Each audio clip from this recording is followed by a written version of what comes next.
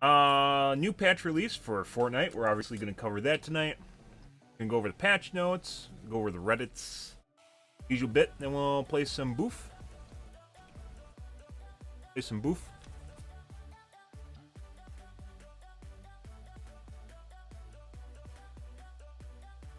Which we're getting better at. Last time I streamed, got a win. That's good.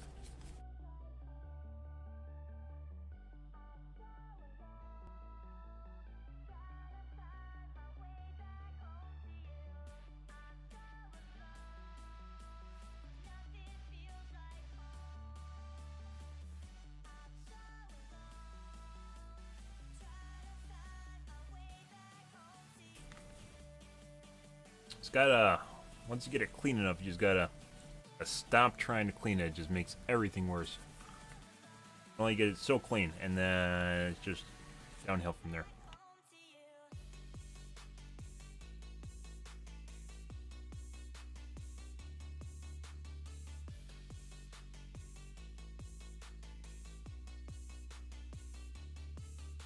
It's like the little piece of tissue gets the grease on it, and then it's just donezo. You can't use the same area again.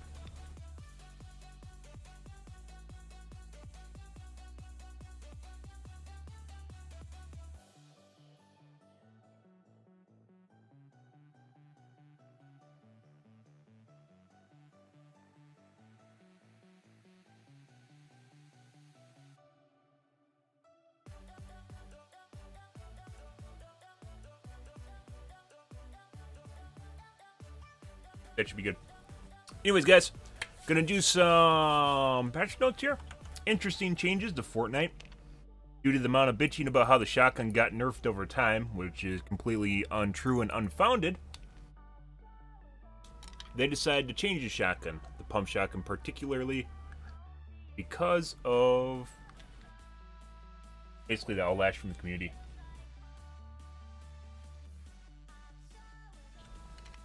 So, tonight we are going to take a peek at the patch notes and at what's going on here.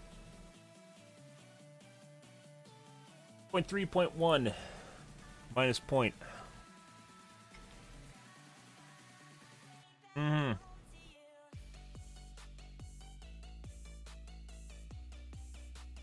I looked at it already to see if there's anything about the servers or about tick rate or about netcode. Nothing. Obviously nothing. I forgot to shave, guys. Just noticing that just now. Whoops. Okay. Anyways, due to the amount of bitching people had about shotgun and just make pump shotguns great again. Well, Epic basically did that, even though pump shotguns were still extremely competitive. People got kind of pissed. There's always a point of contention because people always look for an excuse when they die, myself included.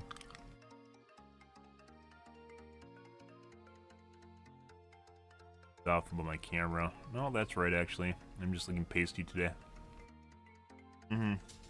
Oh, that thinning hair. Boy, that looks worse than it actually is. When you slick your hair back, especially if you put it in a ponytail, it raises all sorts of hell because it stresses out your hair. When you do that, raises all sorts of hell with it.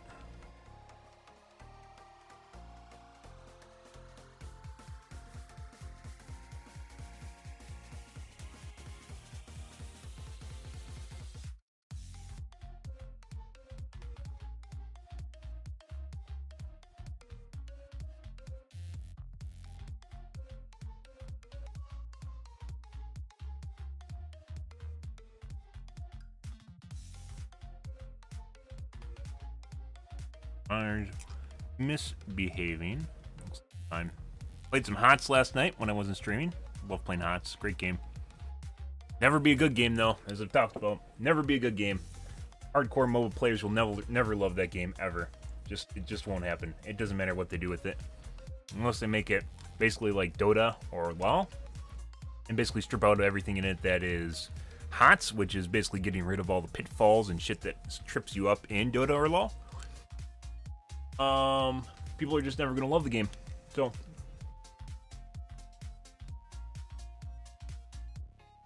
going to be where it's at forevermore. It's going to be kind of this weird. Then no one. Maybe eventually the kids will hit it off. Then like a generational start playing that game and they won't play Dota, and all their friends will hate on them because they like HOTS. And then they'll have a community, but I kind of doubt that's ever going to happen. So, anyways, moving on to Fortnite here. As I mentioned, the community was bitching about the fact that pumps feel like they've been nerfed over time, even though they haven't been. Pumps have not been nerfed over time.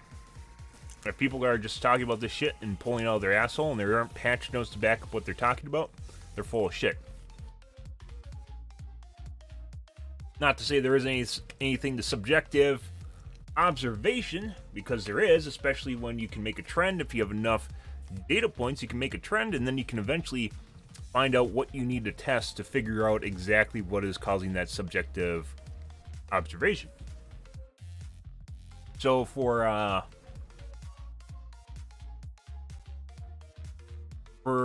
pumps, for instance, it wasn't that the pump got nerfed, the damage on the pump wasn't nerfed. Rather, it is that they've continually changed the netcode in the game. And it seems to be they're trying to kind of balance it out. As I've talked about before with low latency Fox in Fortnite, if you have a low ping, you're at a pretty huge advantage in Fortnite. Pretty huge. It's not just like, it's not linear. It's not like, someone with 10 MS is, 3 times better than someone with 30 MS or something weird like that. Not linear like that, but it very, very much influences your gameplay. On your ability to play the game, time the game, and get into flow with the game, as I've talked about before. Fortnite is one of the few games that I've been unable to actually get into flow with. Flow is a psychology term, if you don't know. Particularly relating to your ability to pass time. And also, be a bit masterful, like with what you do. Flow psychology. It's expanded. It used to be like when I was in school, it was something they just noticed, or figured out. We're starting to figure out, and like many things in psychology, it's improved over time. In positive psychology, flow, also known colloquially,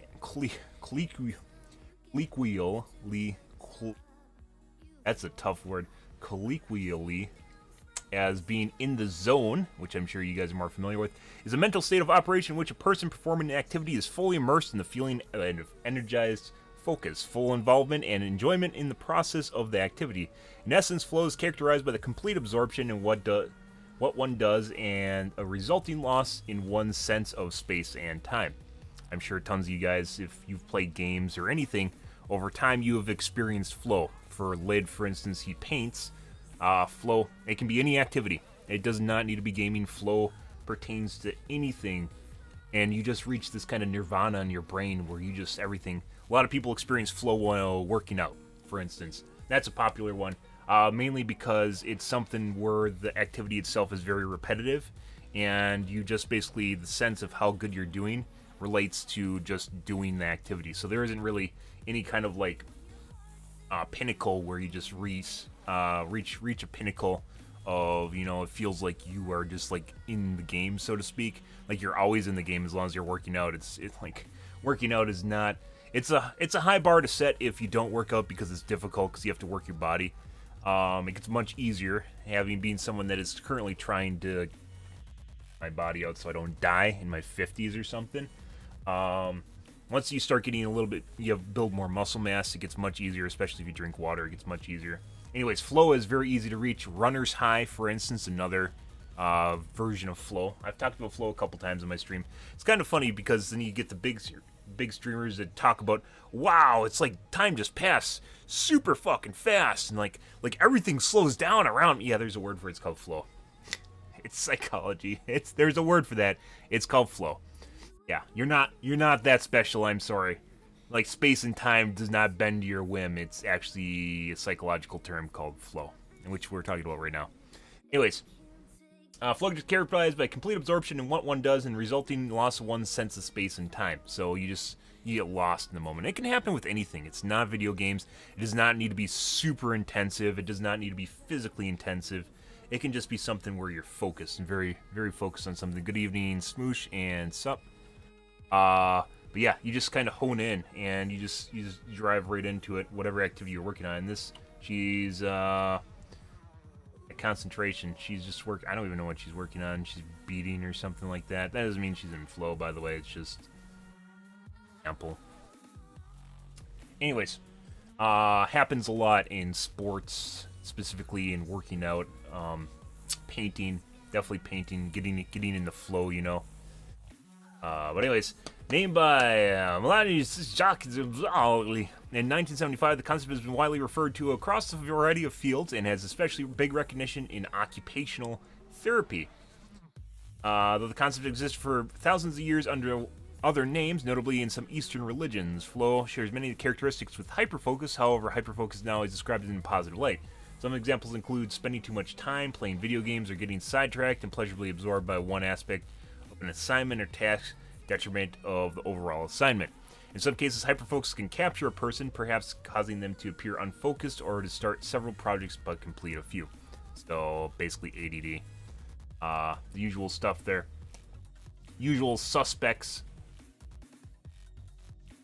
Hyperfocus is not always described in a positive. So like one of the weird things with like flow, like if there's a psychologist, or this is with any area of science, if someone likes their term better, they'll try and differentiate it from another term that basically means the same thing.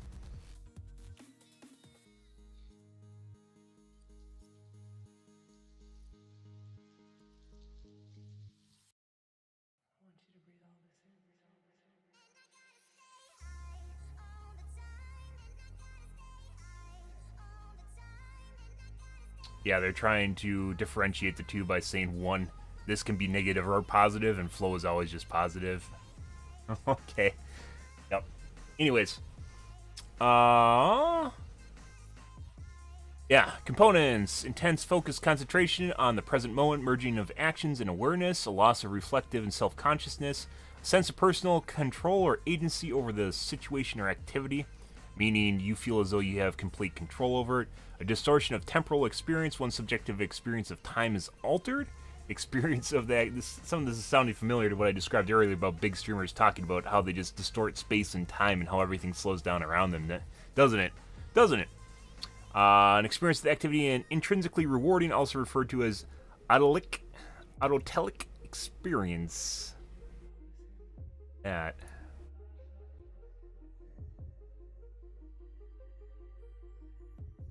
Driving meaning or purpose and purpose from within.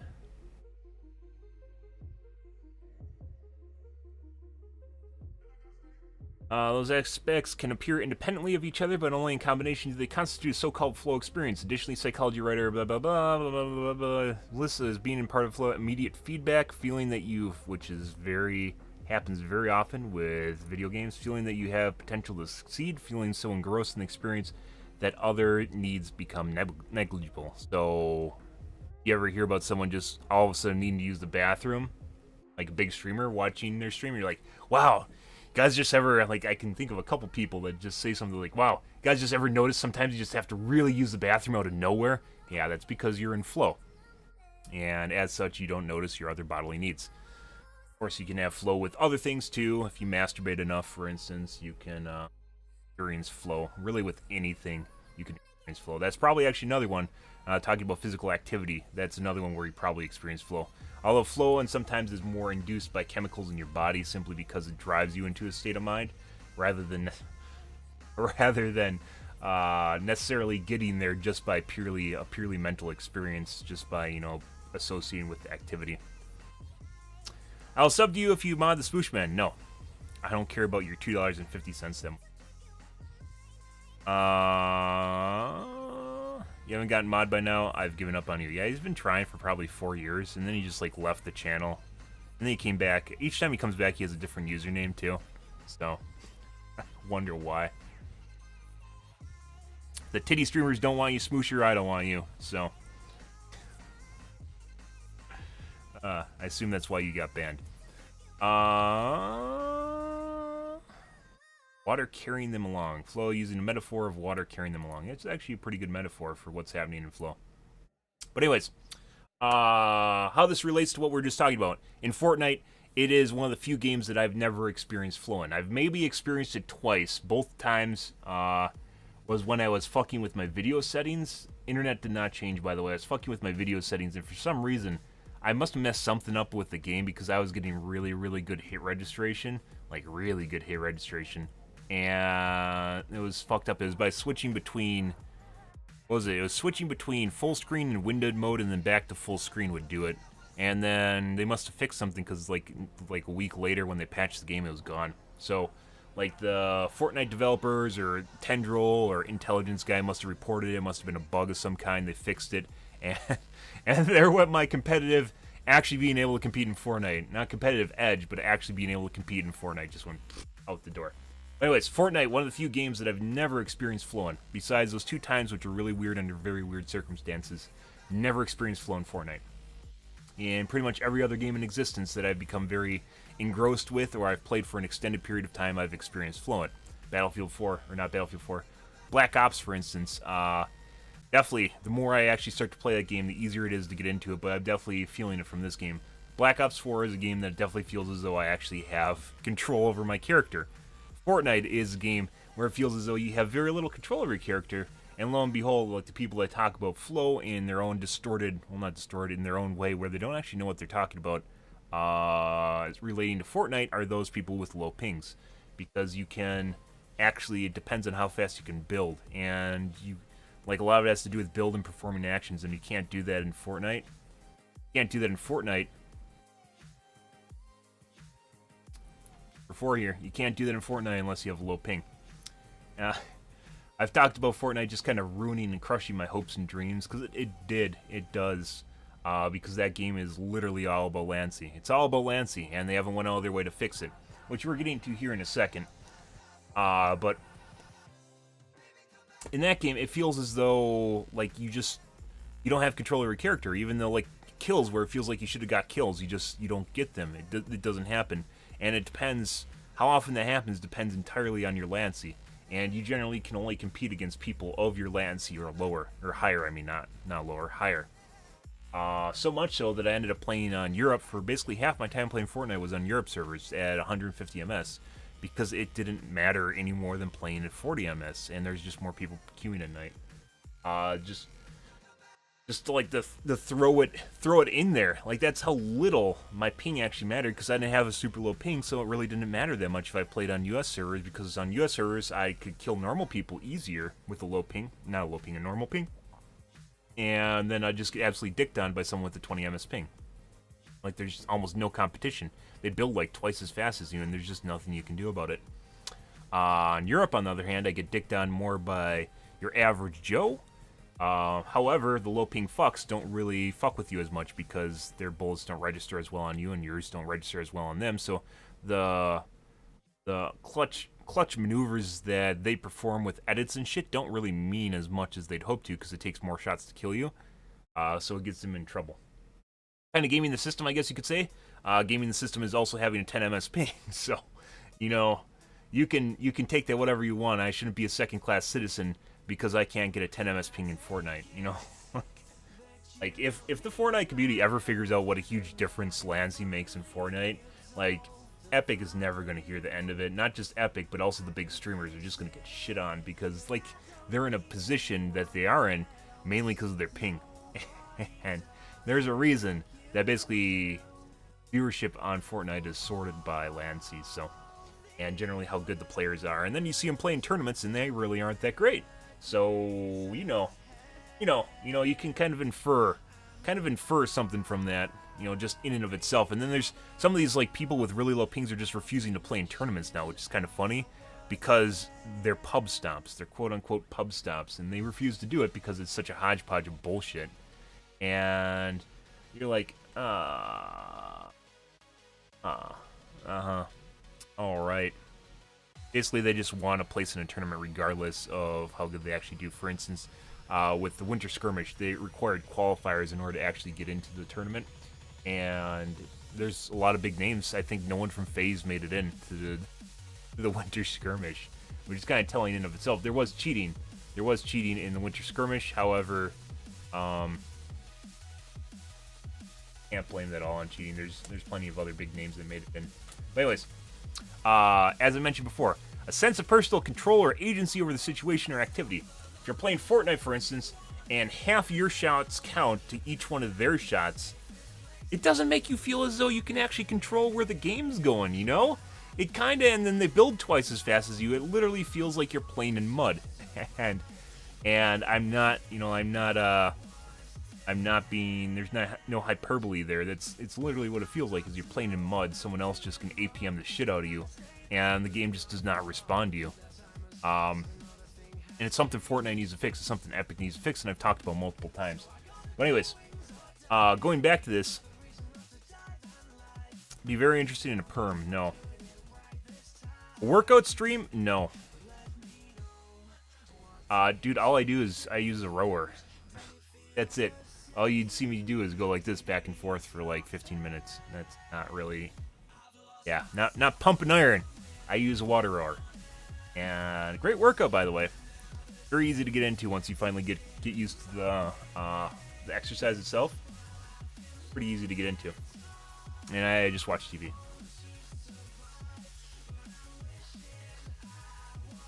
But anyways, flow. So going back to this, what does this mean? Pump shotguns, they've been tweaking something with the netcode, and or there are more people showing up with low pings, and as such, because the game's growing and there's a bigger distribution of players, as I mentioned before, with distributions, you know, the majority of players are probably around the center area, which is probably somewhere from 30 to 50 ms. In NA, it's going to be different in Europe because the servers are a lot closer together, but in NA, 30 to 50 ms on East Coast, and then everyone with a really low ping is from 20 to 0. And if there's more people in this distribution, that means these ends aren't so outliers. They're going to be flushed out. So that means you're going to end up with more people, more than likely more people per game that are going to have the same benefits that you do, which includes their ability to hit shots and your inability to shoot them. And or you might just end up on equal footing with them. Lo and behold, equal footing with them where they aren't shooting behind your character and they can't hit shots. I hit those. We hit those. I'm sure you guys haven't heard that before. But anyways, latency influences all that. Anyways, due to the growth of the game, it feels like people feel as though their shots just don't count as much, which is kind of true, but it's not. And it feels like the pump shotgun has been nerfed, which is not true. So they just don't finish off some people where they feel as though they should have felt, you know, like they finished people off. Basically, all the problems I had for the 8 months that I played Fortnite, 10 months I played Fortnite, 8 months of which I knew that latency was a huge boon. Basically, they're starting to experience what I experienced, only it still doesn't happen as often to them, and they have, of course, just low pings, so they can do, you know, like, once you get down to, like, 10 ms, there's almost no, like, people are still going to be ahead of you, but it's not going to make that big of a difference. And the chances you're going to run into someone with 10 ms ping are very, very low because of the way the servers work. I don't go to a gym, so why would I be trying to impress ladies? I just don't want to die in my 50s. I think that in and of itself, like if you're looking for a reason to work out, and I'm not trying to work out to get buff or anything like that, which is usually what's connotation with the term working out. I do it so I don't die in my 50s. That's basically it. I don't want to die in my 50s to a heart attack. So, you know, and it's not really rowing out doesn't really give you like you don't look buff. It's a tone activity. Looks like you're a runner. But anyways, moving on. Moving back, I should say. So we have the pump shotguns, where people felt as though they weren't rewarded for the shots that they were making. So, as a crutch, which we'll get to in a second, basically they added 2 new shotguns to the game, which are basically just better versions of the pump shotgun. I don't think there's a difference in refire rate. There's a difference in max damage. Refire rate, I believe, is the same. Fortnite weapon. Yes. Gamepedia. If they added it already. Usually on top of this. Meanwhile, there isn't even Wikipedia for both, so. Black Ops.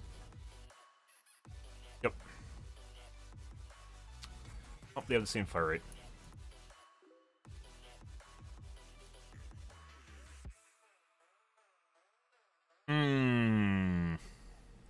Faster reload time, which really doesn't matter with the pump shotgun.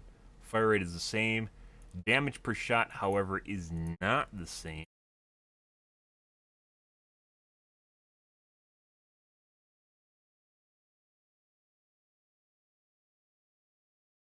Damage per shot is not the same, whereas the pump shotgun cannot one-tap you. It appears as though the purple and the orange can one-shot you if they get all the pellets in someone's brain, which is what they tried to avoid, because pump and peek is very annoying when someone just drops on you and then just insta-gives you. But that's what people want again. People don't know what they want. They just want something. They get pissed off for whatever reason. They don't know what's going on. They just get the rage, and then they're like, shotgun's underpowered. Pump shotgun's underpowered. You know, there was a point in time where the pump shotgun was actually really, really fucking broken, and the whole reason they dialed back the damage on it, even though it's basically been the same since like season 4, season 2, season 3, basically been the same since like season 3. People still feel as though like when they get the 7 damage pellet shot that they hit a lot more shots, and probably they did. They probably hit a lot more pellets on their screen than the game actually rewarded them for.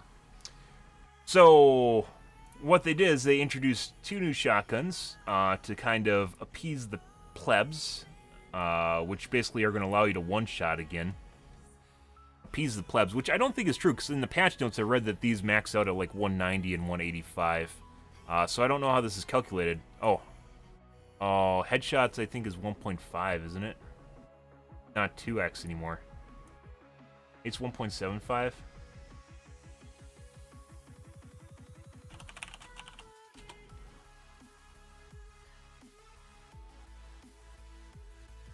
This says the headshot multiplier.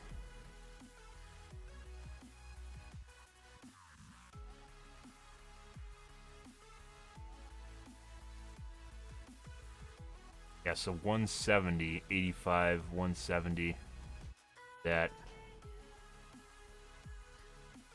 double.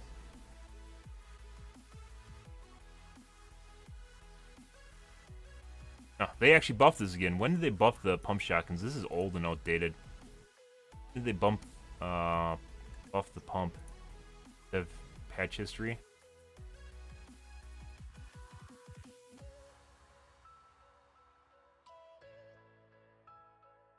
Fusion for the heavy.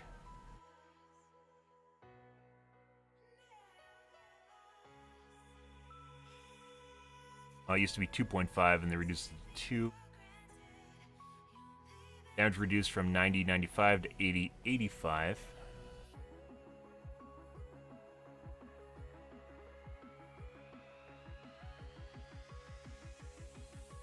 Size is 90-95.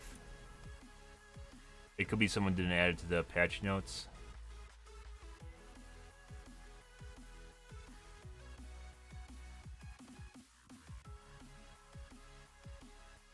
On here.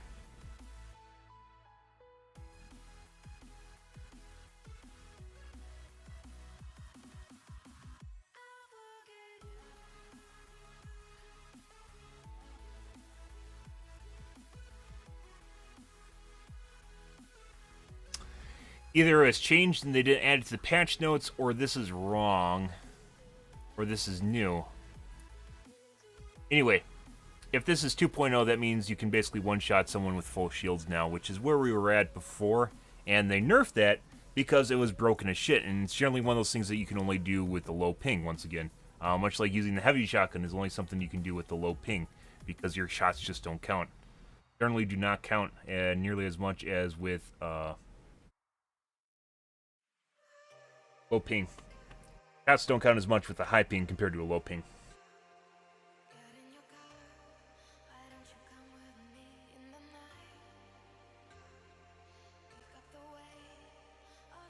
It's interesting this is not in the patch notes here, or in the changelog. It's a Wikipedia. I'm actually kind of impressed that they actually have a changelog here at all. But anyways, so people were, oh, the shotgun's so unrewarding. oh, I got a 7 damage pellet. You know, like they cherry pick like when that happens, and like the higher your ping is, the more that happens. And I'm not talking like, you know, having a 300 ms ping. I'm literally talking about having like a 50 ms ping or a 40 ms ping, like I do. I have a 40 ms ping, or even a 30. It happens a lot more than it does with a ping of 20, 10. So the guys that you hear about bitching about it with a ping of 8, because they have one shot that gives them 7 damage out of all their perfect shots, they get one with 7 or a couple with 7. It happens a lot fucking more when you have a higher ping, just in general, an average ping in general. But anyways, they bitched about it enough, so they added a new shotgun which can now one tap. In addition to that, they changed. There's a pump shotgun. It looks like a spaz. Check. Save the world. Oh, her name should be Daisy. Named her Rosie. She looks like a Daisy. Add a shovel. Save the world. Don't care.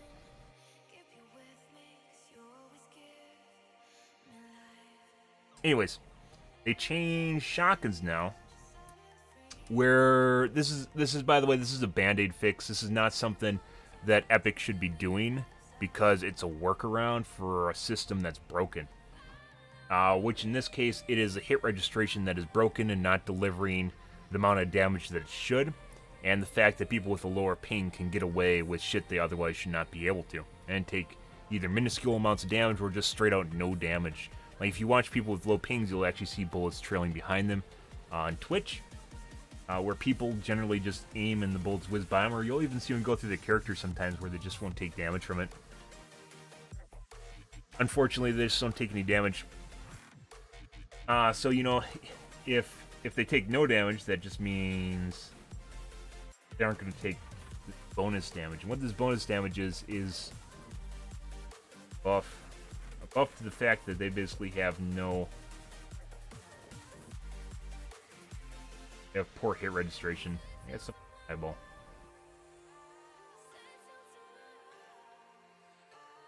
Buff to the fact that they basically have poor hit registration on their weapons, and this is really some people just get away, especially low ping fucks, just get away without ever getting a shot, so this isn't really going to affect them.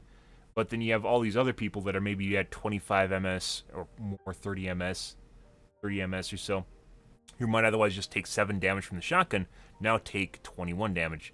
Basically, they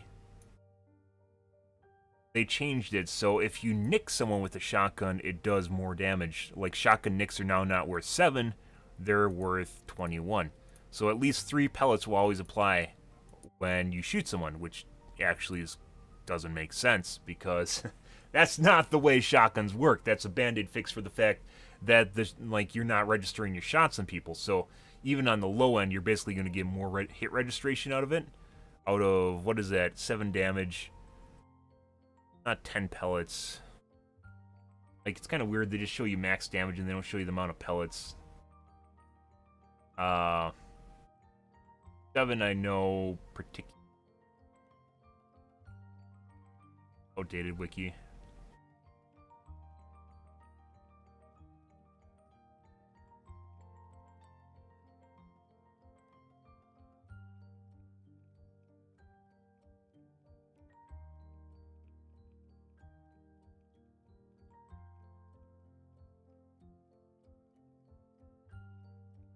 Yeah, there's no pellets on here.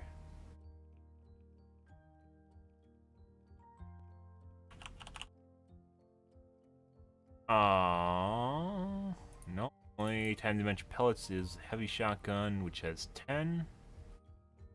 But if you ever seen 7 damage, it's because 1 pellet does damage and nothing else. Now they've changed it so the minimum damage is now basically 21 or whatever it is for each shotgun. I don't know, it's a fractional number. It might not just be 7, and it might round down. They had some patch notes for at one point where it rounds up or rounds down, and I think they've changed that. So I don't know what's at now, if it's rounds up or rounds down, but I've definitely seen people with hitting 7 or I think maybe 11 damage. You go be a reporter in Bosnia, Lid. I'm sure that would work for you. But anyways.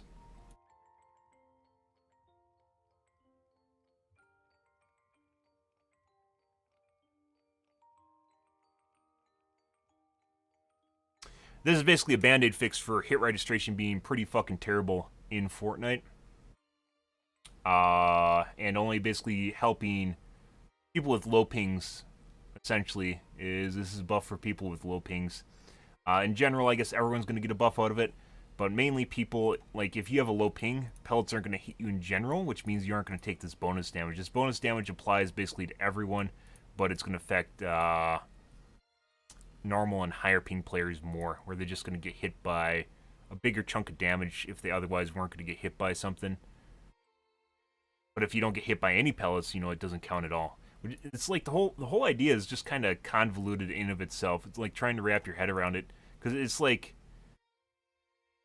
it's rewarding you for not hitting your target, but sometimes the game just doesn't figure out if you actually hit your target.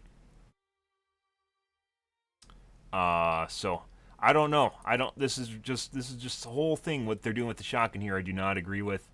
Especially going back to one pumps with the pump shotgun. I do not agree with that, where you're at full health and you just get insta-gibbed by a pump shotgun. Not my cup of tea.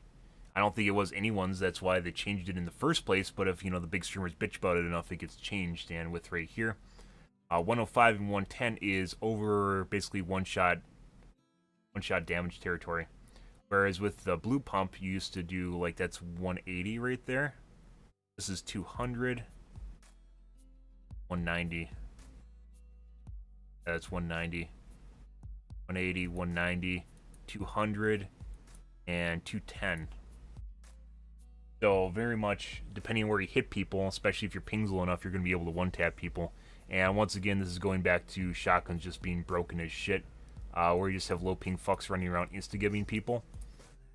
Not my cup of tea. There's other things they should have done to try and fix this, including adding more servers, normalizing pings, before they did something like this. But this, once again, is pressure from big streamers. I don't know. Like I said, I don't agree with this. Pump shotgun itself was still a very good weapon. That's why people use it. As I mentioned, I'm not a fan of what people say. I'm a fan of actions, because actions are a very telling sign for what's going on. They'll usually give you an idea of what people are doing. Like what they actually mean. Their actual interest, not what they're just saying. Because you can say anything. You can open your lips and, you know, anything can come out.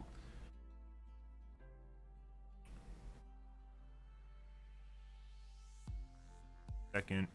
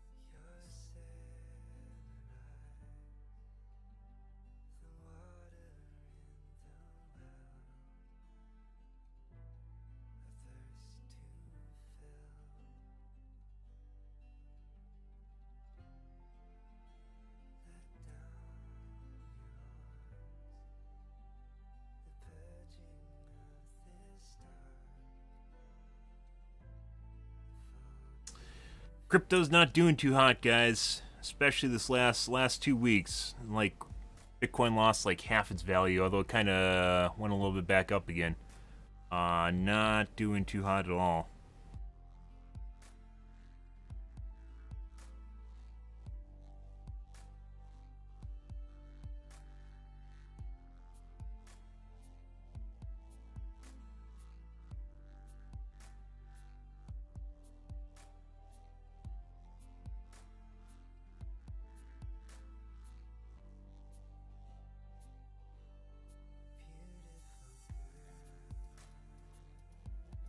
Okay. Anyways, I don't know. Like, I kind of actually am glad that I don't play Fortnite right now. Fortnite is in such a weird spot, and a lot of it has to do with, as I mentioned before, the low latency advantage and the disconnect between the game itself and what latency is causing to happen in the game. And well, Call of Duty is not the best experience because there's cross kills, and you'd think cross kills would be the worst thing in the world. Cross kills happen a lot. I've talked about this before. Cross kills happen a lot in Fortnite. You just don't notice them. And what happens in cross kills is you shoot someone, your shot doesn't register, and then like a quarter second later, like actual 200 ms or so later, when the guy shoots you, you die. That is a cross kill. Basically, the game was like either the timestamp was off with him because he's too far behind, or he's too far ahead in time, where yours just doesn't count. It doesn't count at all. And that's happened to me for about half my deaths playing Fortnite. While cross kills actually happen a lot in Fortnite, there's never actually cross kills besides projectile cross kills, where you throw a grenade at each other and you both blow up. That sort of thing. Almost never happen. Never happen. Whereas when I'm playing Black Ops 4, maybe it'll happen once per night, once every 2 nights of playing Black Ops 4. Cross kills generally do not happen, though. But they do. They do happen in BoF. And I'd actually rather have cross kills happen than all the times that I die where I shoot someone and they should be dead, and then I die a quarter second later because the game just thinks that I don't deserve the kill for whatever reason. Whatever rule set they have made up in the back end there for latency just does not. Where 40 ms is a pretty low ping, and to get fucked over at that ms is kind of very disheartening.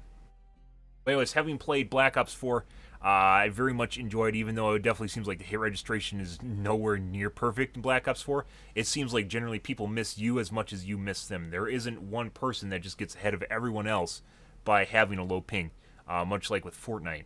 So at the end of the day, even though Black Ops 4 isn't really I still like Fortnite as far as game mechanics go, like in development cycle, I'm actually starting to kind of pivot away from Fortnite, even though Black Ops 4 is just an inferior game, just simply because it's more rewarding for me to play. As we were talking about earlier with flow, I can't get in the flow of playing Fortnite.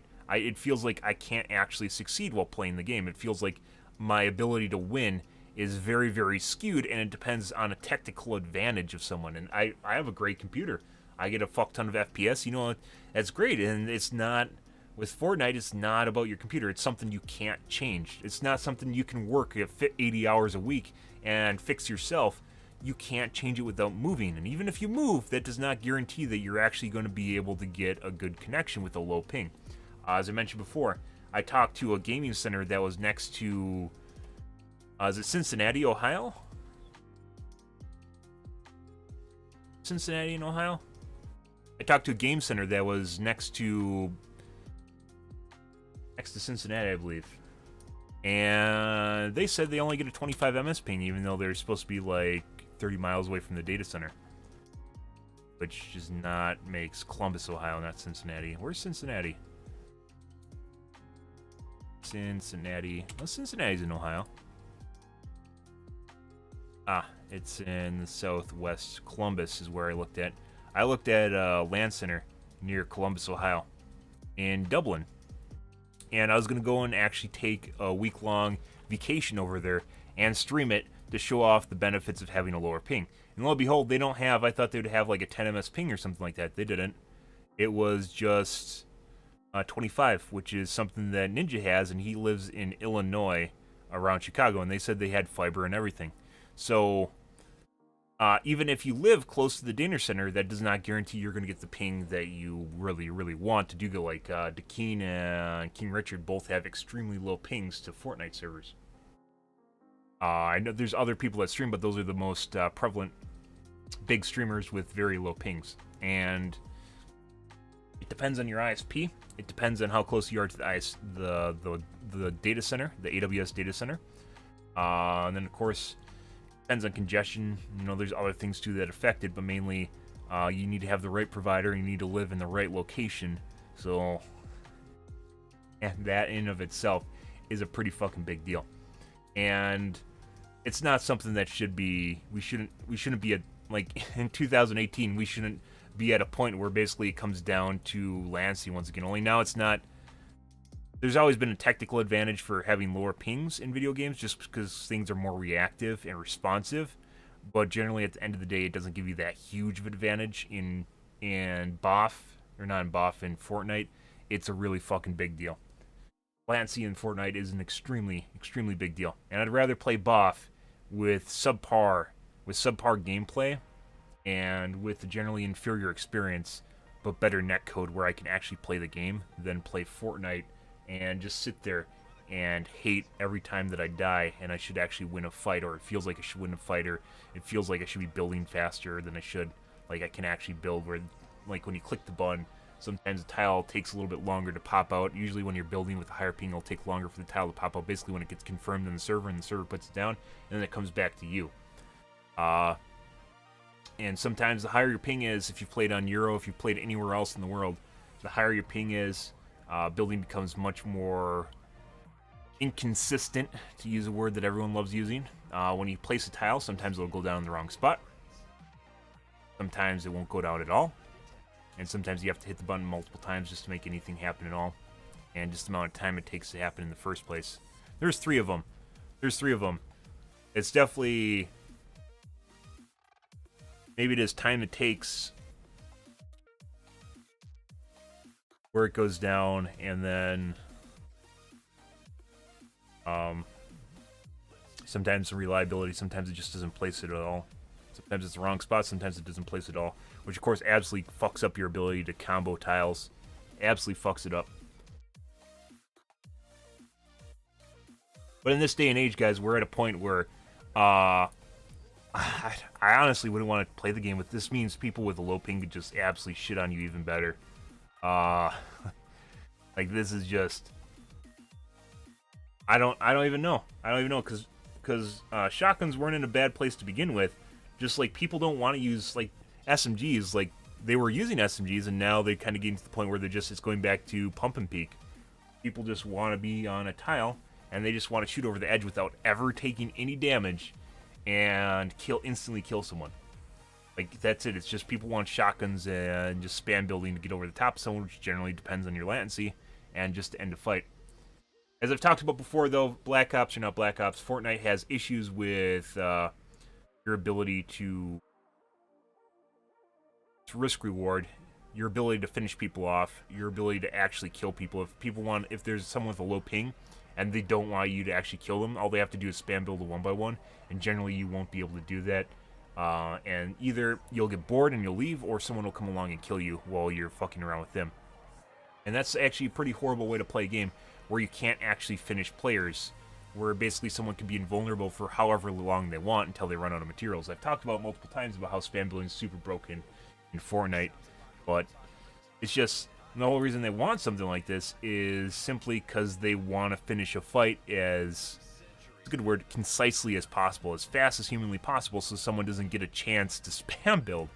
So, like, they're unknowingly trying to counter spam build meta just by having a decisive, that's where I was looking for, a decisive blow, a decisive shot where they can just one-tap people. And I don't feel it's right. Fortnite has never been a game that's all about like instantly killing people, and it shouldn't be about instantly killing people unless you hit that trick snipe shot, you know? And that's what people want to turn it back into. And once again, I think a lot of this would change if there were more servers in the US, because there's a giant part of AWS only has 2 regions in the US. They have West and East Coast, and West Coast is very like this, and East Coast is like this, where you have Ohio and Virginia, and on West Coast you have Portland and California. And there's like this whole area in the center of the US that just doesn't have any servers. So adding more servers to the US, which they talked about at the beginning of August, roughly 4 months ago, they talked about adding new servers and sub-region matchmaking, and they still haven't fucking done it. And then on top of it, normalizing pings, which I've mentioned multiple times before, where you have all these low ping fucks and you just raise their latency up until the average. Everyone with lower than average ping ends up at the average. You can do that simply with buffering, with just adding buffering to their bits coming in. This is going to piss them off? Sure.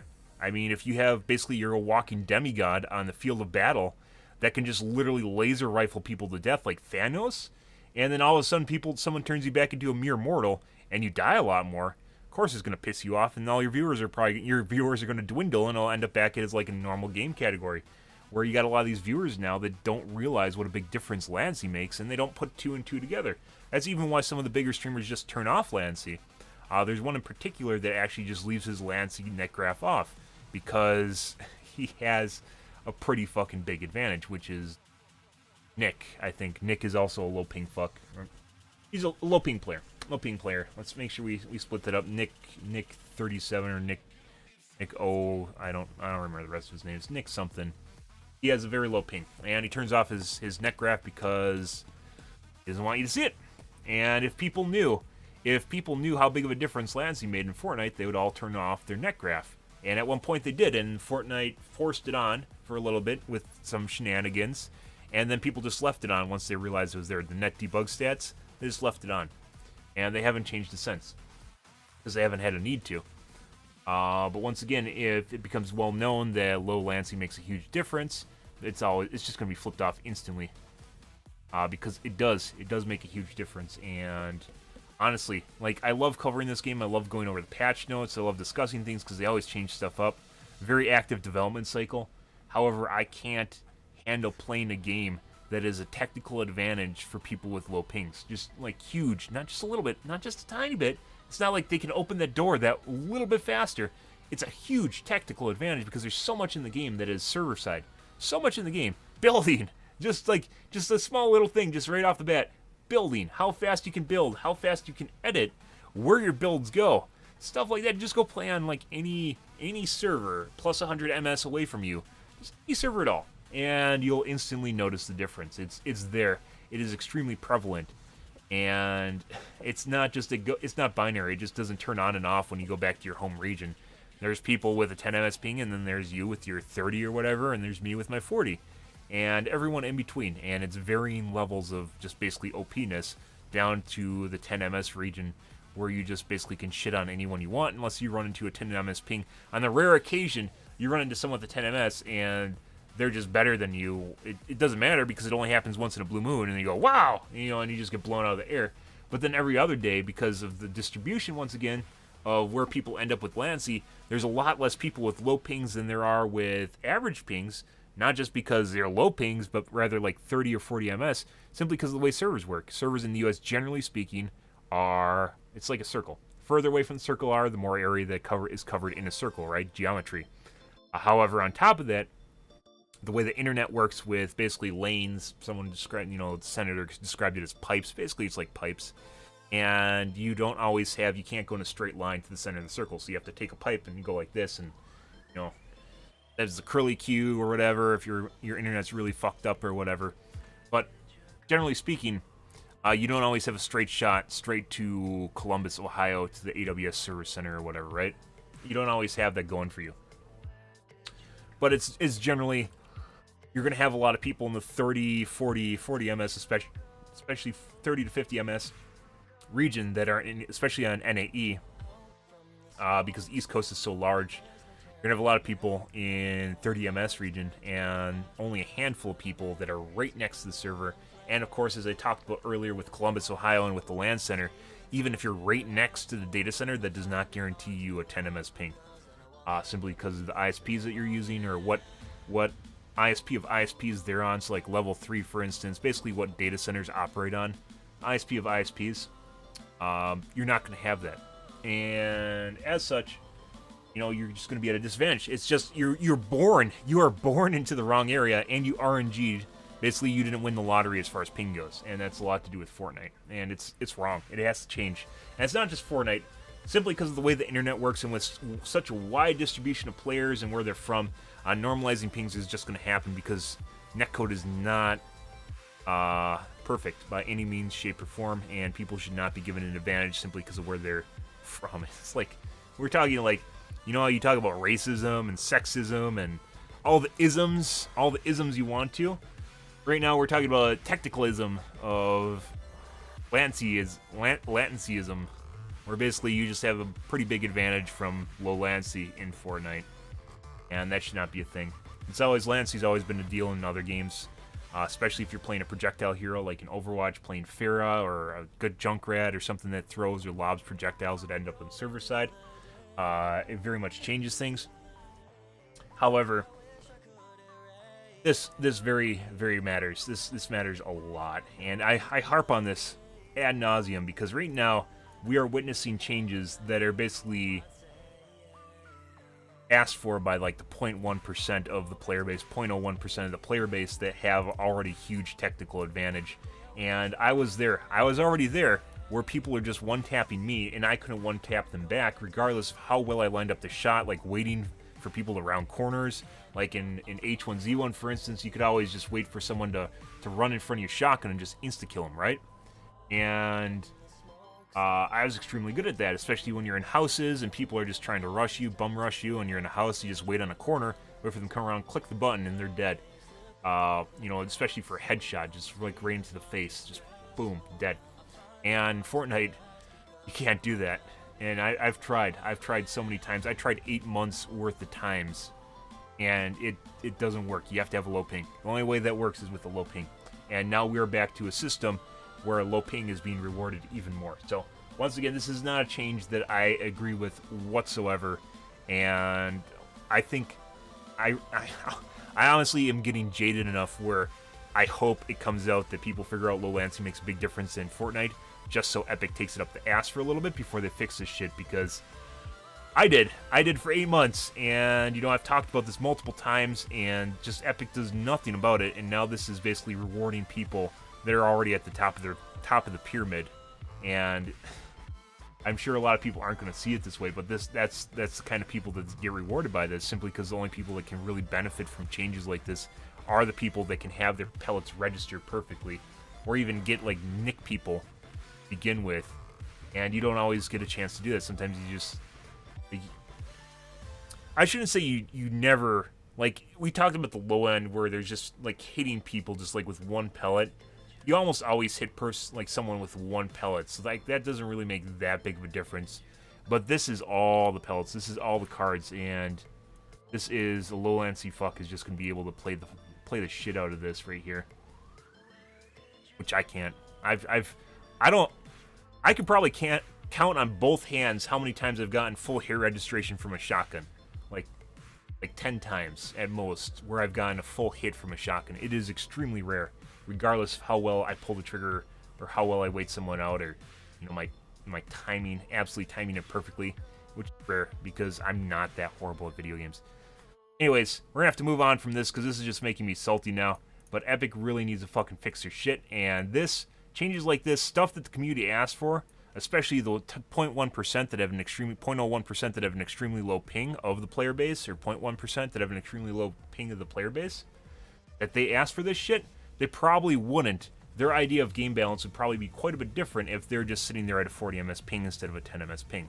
But they aren't. They're sitting there with their 10, or more than likely it's around 18. I think Tim has like an 18 ms ping. Ninja is not on the low end. He has like a 23 ms ping.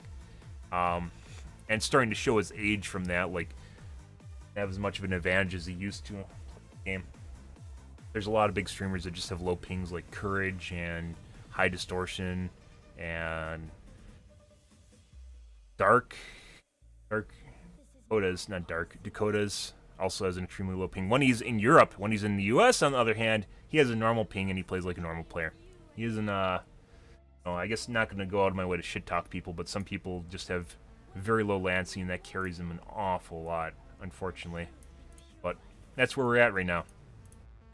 Anyways, they made it so you can one-tap more often. One thing they did to try and counter this is they changed the damage fall-off on pump shotguns. So they made the heavy shotgun more of a niche compared to the pump shotgun, where you have the longer range from the heavy shotgun comparatively to a pump shotgun.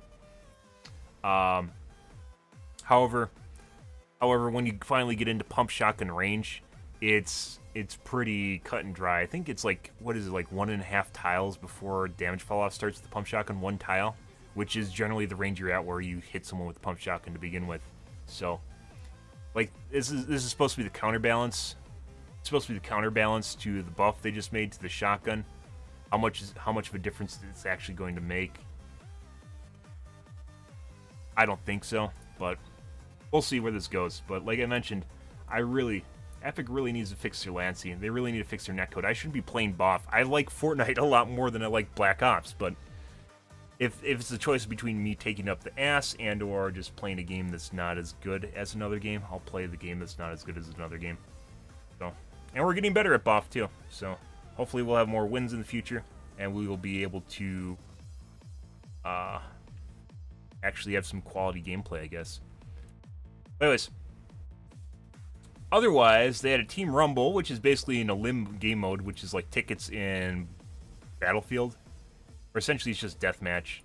Kind of weird, but it's an LTM. LTMs are generally that way. They aren't, you know, like a silver bullet for gameplay. It's just whatever they kind of think up, and this is just deathmatch. First team to 100 eliminations wins, respawns, yada yada. Other things they have changed in this patch. This is the main one, right here with the 3 pellet change, and then also the new shotguns, so you can one-tap people again, because everyone loves that. Which is reserved for low latency, by the way. Should have an asterisk here and says 110 damage is only possible if you have 20 MS or less. Check that box. Actually, it's not. It's just generally how often it happens. I've had people standing still, and I've not been able to get full hair registration on them, so it's not even about movement all the time. Very, very fucking weird. Added stink bombs and supply drops. Kind of weird they weren't them in the first place. So one of the weird things they changed was the double barrel. It used to be you could find it on floor loot, but now you can't. There's only from drops and I guess vending machines. Kind of weird. I'm not sure exactly why they did this. Maybe so it competes less with the pump shotgun. I'm not sure. Mounted turret. They changed the mounted turret collision to make it easier to land shots against anyone occupying it. So like I mentioned before, with the turret and how hard it was to hit people, it was mainly because their head was poking up and all you could see was their basically top of their head when they're shooting at you, and all they had to do was change the height of the seat. This is basically the same thing, is they're just lowering the collision, so they make the turret smaller, so you can actually shoot through parts of the turret, regardless of the fact that it might actually be covering part of the person. Not the ideal change, but it's basically the same thing. They changed it so you're more likely going to hit someone inside the turret. Can't repair the turret, another bug. Fix players being able to clip the turret barrels and get stuck. They reduced it.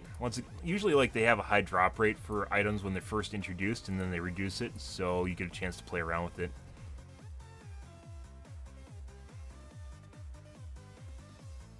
Bug fixes. Reduce the airspeed when using glider redeploy features. Supported game modes. So this is like jump pad now. Can't glide as far. You can add map markers probably with a hotkey.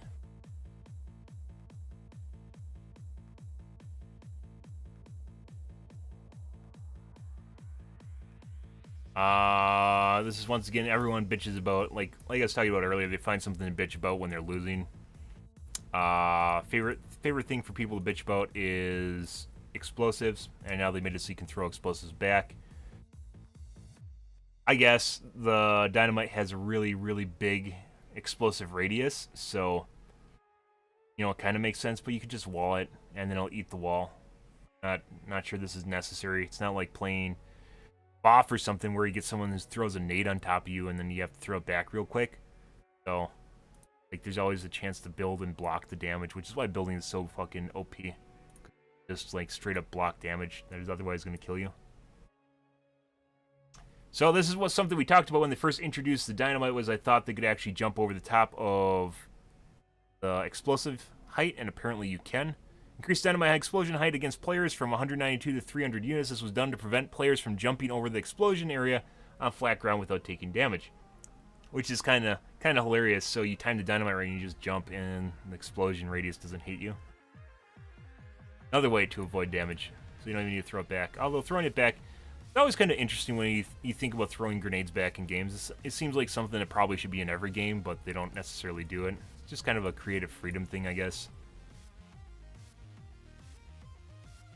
They had a new Pop Cup, and Pop Cups we learned from last stream when we talked about the tournaments, and mainly, not tournaments, the skirmishes, and the rule sets they use for skirmishes is the Pop Cup rules, and they change this is like very, very active development cycle, where not just, this is the normal game, this is not just the normal game, this is like hardcore experimental development where they try to add things that change up the game a lot to kind of aid with skirmishes and things that go wrong in the skirmishes. But anyways, this was in before where they changed the metal cap, or they changed the cap of materials in general to 1,500. Harvesting rate increased to 40%. This still seems really high. They could reduce this to 300, 300, 300, and still probably be fine without people running into it. And they'll eventually start figuring out how to deal with mats and basically the lack of them. However, the real problem with materials was not the fact cap, it was how fast people can use them.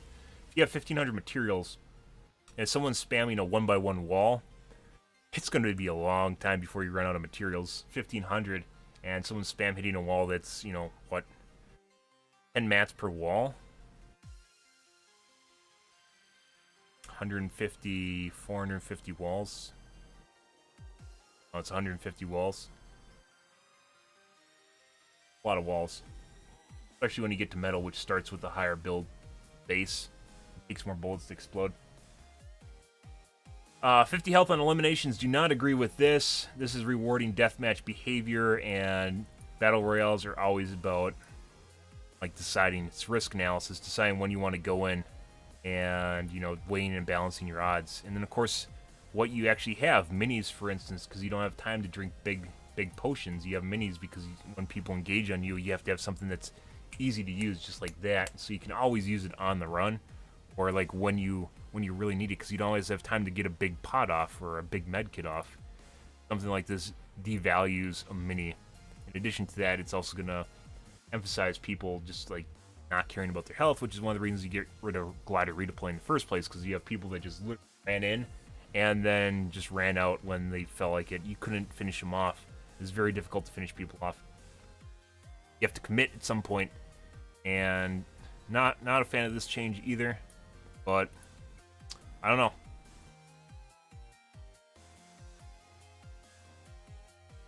This is a very, very interesting change. So they added, it's kind of rare for video game development to add a punishment to a game, and that's what this is. So this is trying to encourage people to actually participate in battles by hitting them with the cow prodder. It's basically what it is. You have a cow prod and you're just zapping them. So if a certain amount of players are remaining by the time the storm finishes closing, a storm surge will activate that periodically deals damage to players who have the least amount of damage dealt during the match. So this is mainly a tournament change, and what this is supposed to do is encourage people to actually participate in battles, not just sit in a 1x1. Yeah, this is an extremely interesting change, where I've talked about before with spam building. With spam building being insanely OP, and one of the reasons you end up in such weird scenarios where everyone's in a 1x1 at the end of a skirmish match, which is basically like a professional match. At the end of a skirmish, you have everyone sitting in 1x1s, or even before that, people just sit in 1x1s, because building is so insanely OP. It's extremely hard to counter building. There is no counter for building. It's explosives, and even then, you can build faster than explodies can explode. So most of the time, if you're against an experienced player, you can't even kill them, even if you have a grenade launcher. Just because explosions, not just explosions, but explosive weapons don't really matter that much, because the way building works in this game, there's no limits to building except for your max materials. There's absolutely no throttling whatsoever built into building, or stamina, or anything that basically requires you to think, just spamming materials. So they took an opposite approach to people spam building, which is people actually have to deal damage. And if they don't deal damage, they're going to take damage. Which is weird, because normally you don't think about the opposite. Like with video games, generally you try to encourage positive behavior, and if people just derp off, you don't actually punish them for that, because they can just, do whatever. However, this is what they're trying to do to help deal with the fact that people just want to camp in 1x1s, is they're just going to start hitting with the cow prod, which is just, they're going to take periodic damage if they're camping. So, Circle 1, this periodically deals damage to players who have the least amount of damage dealt during the match. I'm not exactly Not exactly sure, because of the wording here, I'm not exactly certain how this works. Best I can make out is at the end of circle 1,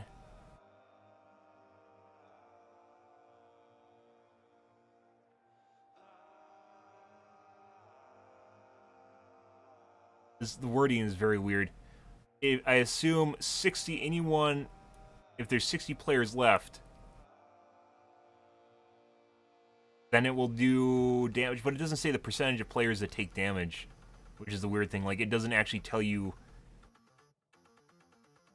how many players or what percentage of players that are left over will take damage from this effect. This periodically deals damage to players who have the least amount of damage dealt during the match. Players, how many players?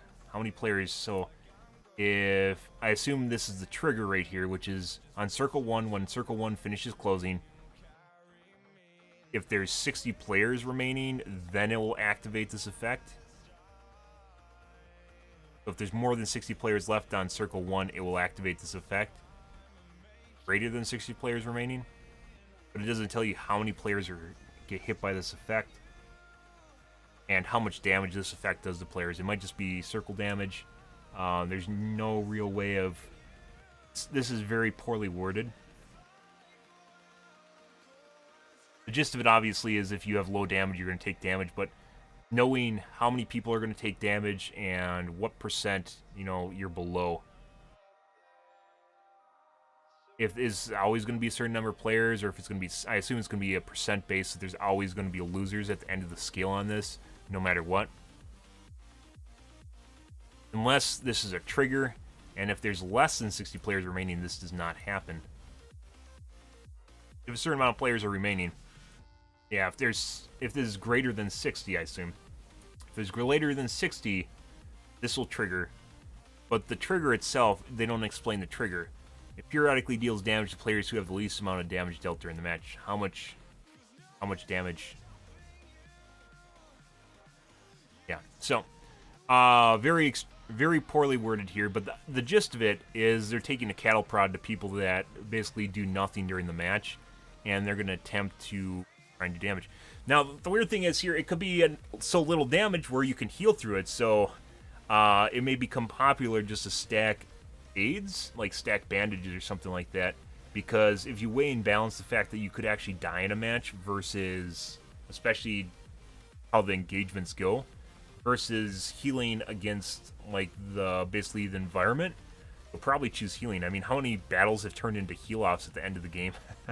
Which should never, ever happen in professional tournaments. Heal-offs should never fucking happen ever, guys. Never. Never, never, never, never. It is the most boring and uneventful and least technical, like, it's least amount of skill required at all to heal off at the end of a game. Heal-off should never, ever happen in a game. It's just it is a clear indicator that your game is broken if there's a heal off at the end of it.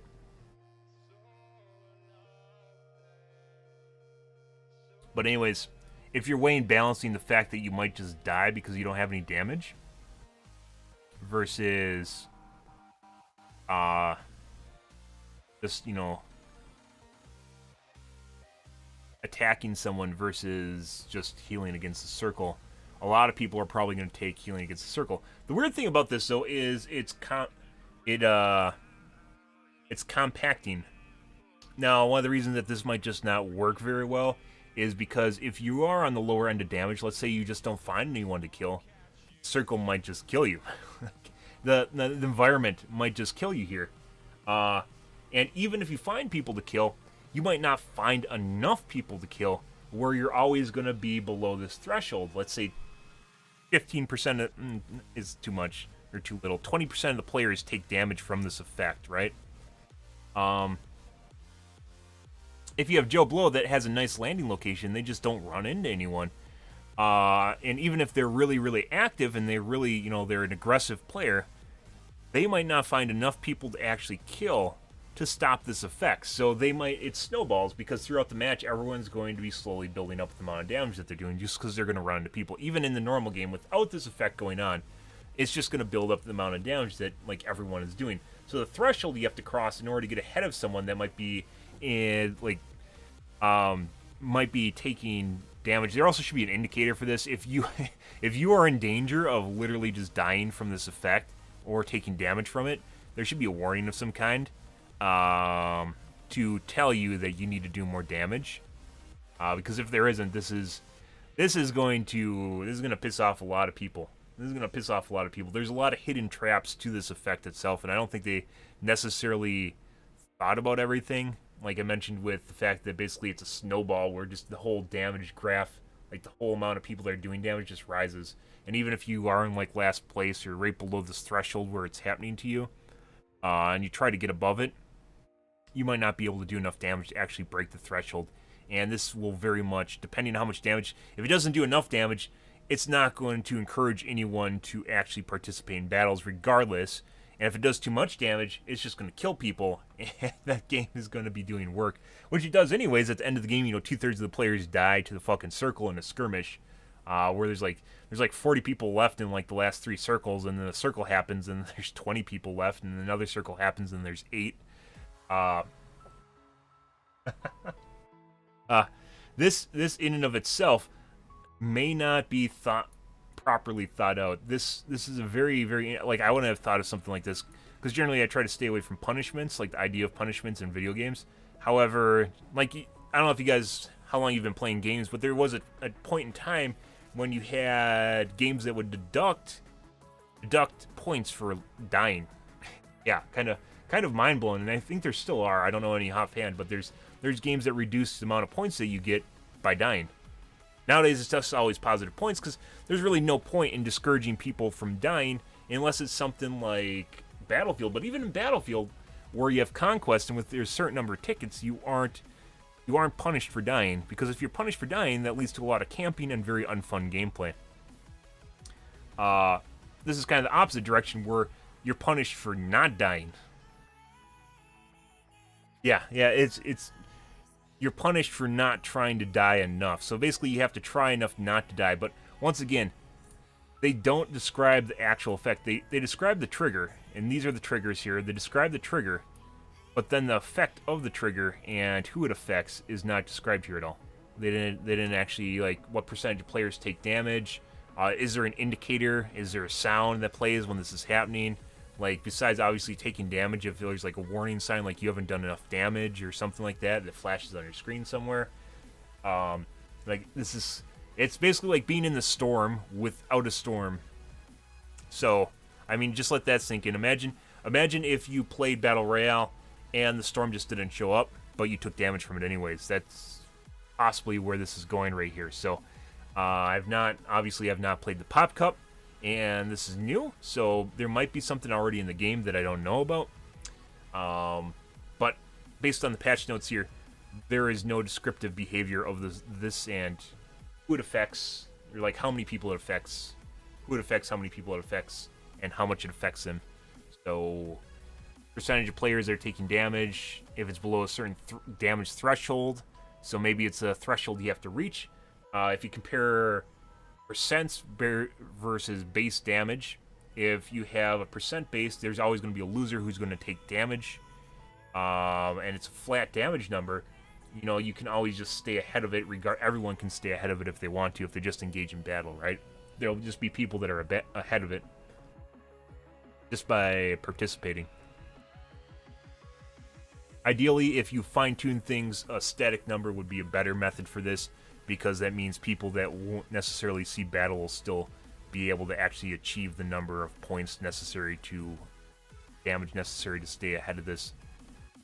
But if it's percent based, which I'm pretty sure it is, which is a way of just prodding people to always have confrontation, like I said, there might be a problem with people just dying because they land in the middle of nowhere and then they just don't find anyone to kill or attack, regardless of how much they want to attack them. They just don't find anyone to attack, and then it might lead to actually people ending up in the same area, like tilted or something, to get a high damage number to start off with or something. Probably not, though, because a lot of people know that if they land in tilted, it's just like, that's just like throwing RNG. It's like throwing dice at basically throwing dice at a $60,000 prize pool, or prize for yourself, is not something most people want to do. I don't know. for like the first couple skirmishes, it was actually surprising that so many people landed tilted, and then they got farmed by the council players with their aim assist. And then people stopped landing there because, lo and behold, they finally figured out that it wasn't a good idea to basically throw dice at their $60,000 chance. You know, it's a lot of money just to throw dice at. Although I'm sure there's plenty of people that throw dice at that. For most gamers, throwing $60,000 out the window, unless you're a big streamer, is not really fun. Not a good idea. You know, that's a Tesla right there or something, right? But anyways, even then, there might just be people losing, and there might be people losing that actually want to participate and be aggressive. So they might not be punishing the right people, regardless of the fact of how this is set up. And even these numbers are way too high. Way too high based on what I've seen in the tournaments. There's like 30 people left at like Circle 7. So this is always going to be ticking off. This is extremely, extremely high.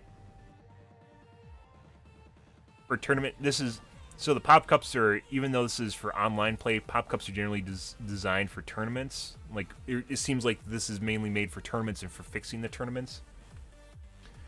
However, the Pop Cup itself is available to everyone online. So, where the fuck did they come up with these names? Why is it even there? I don't know. Like, this could just be Pop Cup. New rule set for Pop Cup. New rule set, you know, and then they highlight it. Why do they even need to name it? I don't know. They could add like a number here for their version number or something. Little things. Anyways, that doesn't really matter. But this right here, these numbers for a skirmish, this is way too high. For a normal game, this might still be way too high. Even though actually, no, this is about the right numbers for maybe a normal game that plays out like in a normal game mode. And I probably have stats to back that up. However, for a skirmish, this is way too high. You're like at Circle 7 here with 30 people left. Circle 6 with 30 people left. This is just going to be ticking all the time. And like I said, that's why it really matters what the actual effect is, which they don't list here. Is very important. It seems this is probably one of the biggest changes they made here, especially because this influences their actual tournament. Right here. Yeah, there's all sorts of caveats here. Caveats here. As to what this influences.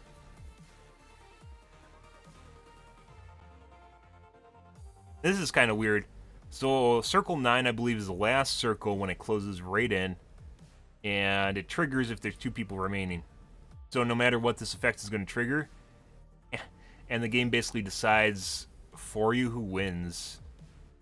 Right? Because if you're not taking damage, all you have to do is turtle. I don't get this one at all. If this is 2 people or greater left, that means no matter what, this is going to tick on Circle 9. If the game is not concluded by Circle 9, basically, whoever gets the debuff, the other person just needs to hide from them. It is what's going on here. It's like a reverse. This right here, just like picking this shit apart. This right here is like a heal off. This is just like straight up heal off right here, where if you're not taking damage, all you have to do is turtle. And as I've talked about earlier with spam building, how fucking broken it is. If you have low enough ping, you're basically going to be guaranteed to win just by not doing anything. And that's pretty ridiculous. Especially if this is going to be a tournament, and there's always going to be 2 people left in Circle 9. Always going to be 2 people left in Circle 9, with the way spam building works in this game. For tournaments, basically coming down to not only heal off, but rather game-induced heal off.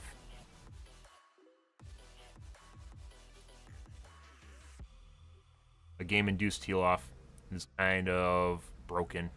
It's like right off the bat, I already know this is absolutely broken. There's always going to be 2 people left, and one person is going to get a debuff, and the other person just needs a turtle. So,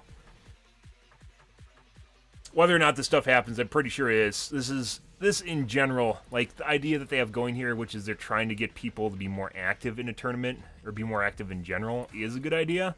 However, the reason people are not active is because spam building is so broken. So, once again, this is not going to fix spam building, but a band-aid fix to fix spam building. Once again, the shotgun buff, because people can so easily spam build, only really helps low ping fucks. And spam building is generally for low ping players, because you can try, but you're just not going to be able to build as fast, and you're just going to die. So, I don't know. Shotguns being decisive, too. Like, if you see how fast people with low ping can edit and re-edit structures, you can't do that with the normal ping at all. And pump and peek is all about having a low ping, as I mentioned before. And that's basically all they do in skirmishes is pump and peek. Like, they'll, not necessarily pumps, but they'll open up a tile, they'll fire a sniper rifle, they'll close the tile again. Really fucking broken and boring, once again. They should actually make a material cost for doing that. Like, edits should actually cost mats. It should be the same as building a wall. So every edit costs basically 10 mats. Or re-edit. Maybe re-edits. Yeah, so you get one edit for free, and then changing it will cost mats. Yeah, bet they didn't think of that one. They didn't. Re-edits should actually cost mats.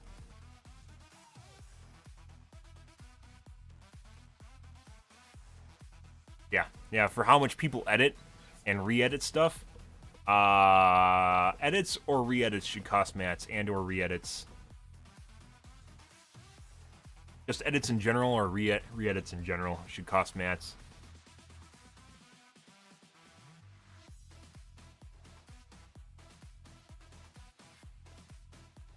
Anyways, Storm Surge.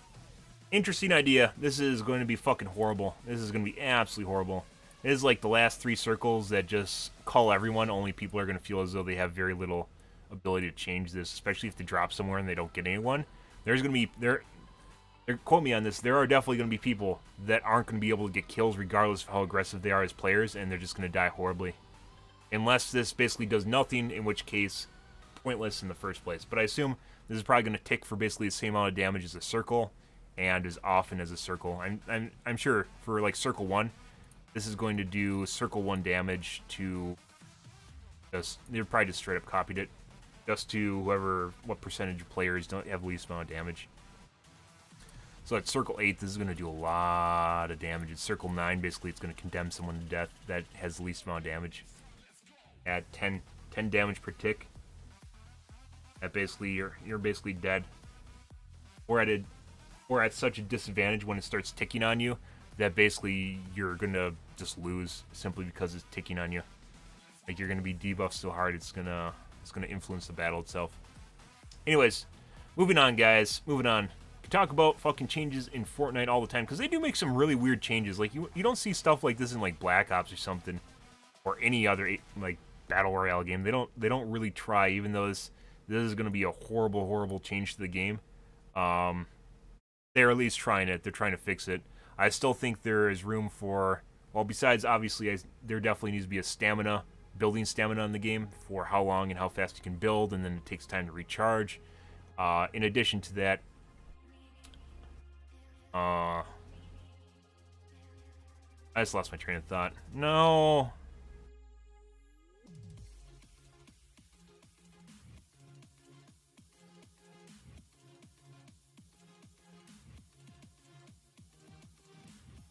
Fuck. Like in the middle of it, I don't know, I got distracted on that.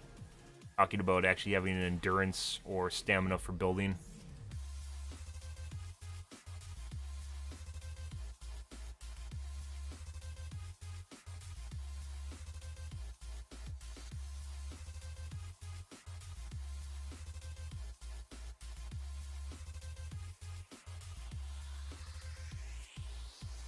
Still really weird. Still absolutely weird that they use basically absolutely bleeding edge game development changes for their tournament, where every other tournament and game is the opposite direction.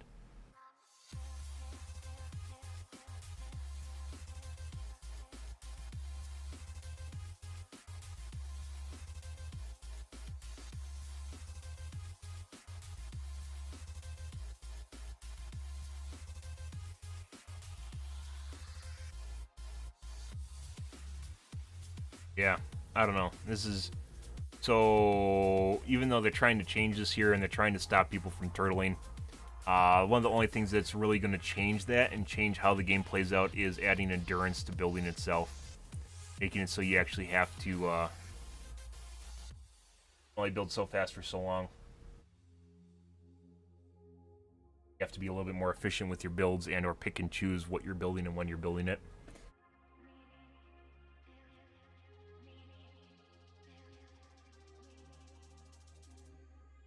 Don't agree with this either. I think this is supposed to help with third party because this isn't in the normal game mode. I can kind of see this happening in a tournament because everyone tries to third party in a tournament because that's what you need to do to get kills, is be the third wheel. Which I've talked about, by the way, before anyone started mentioning third party. I mentioned third wheel. Being that guy at the date, at the dinner table, that doesn't, you don't want them to be there, but they're there anyways. Third wheel. Please. Kids nowadays.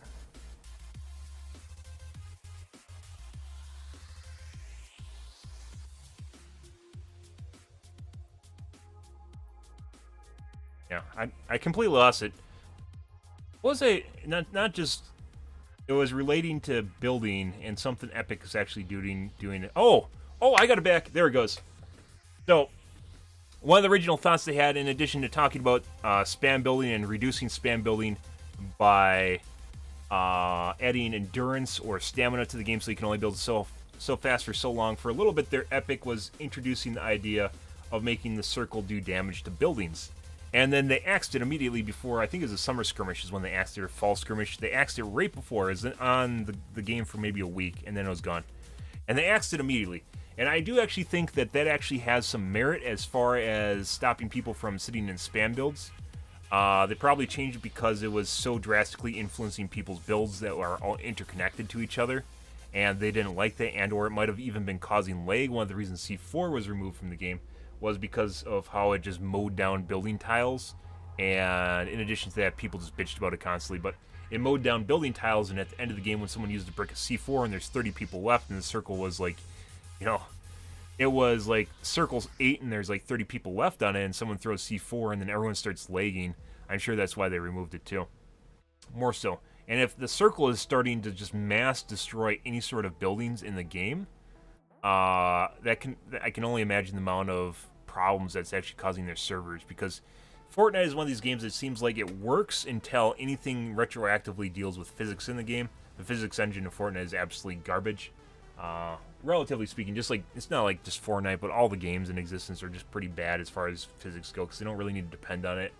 And anytime multiple physics interactions are happening, it causes the engine, especially the servers, just to fucking shit a brick.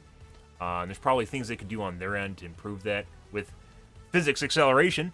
However, they don't, and it probably actually had more to do with not just retroactively influencing buildings that people are depending on, but also the amount of latency. Was like not latency as in MS, as in your ping to the server, but latency as in the amount of processing time it took to actually have the effects happen, causing latency spikes for their CPU time. Where it just took a long time to process events that were happening in the circle, especially at the end of the circle, and especially with big builds. Probably a combination of a bunch of things. However, I do think there is actually merit to be... There is some things that could actually be taken away from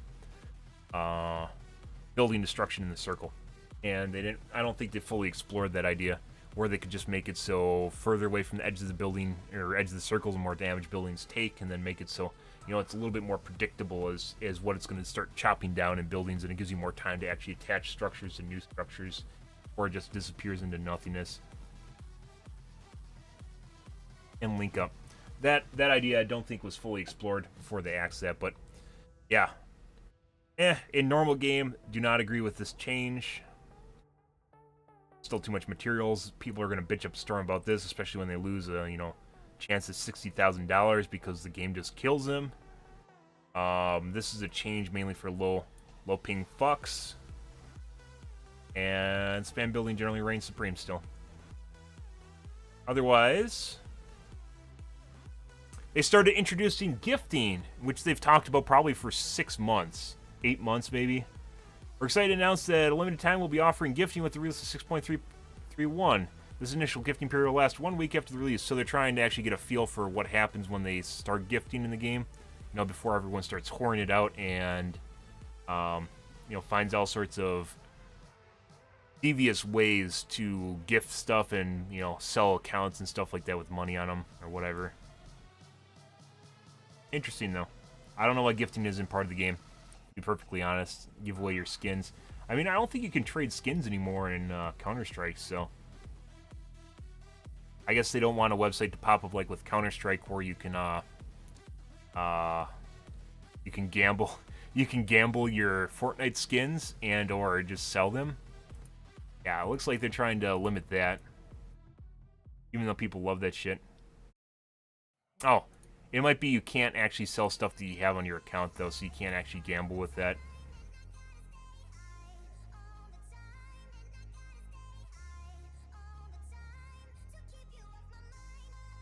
Oh, we'll have to cover this in a second.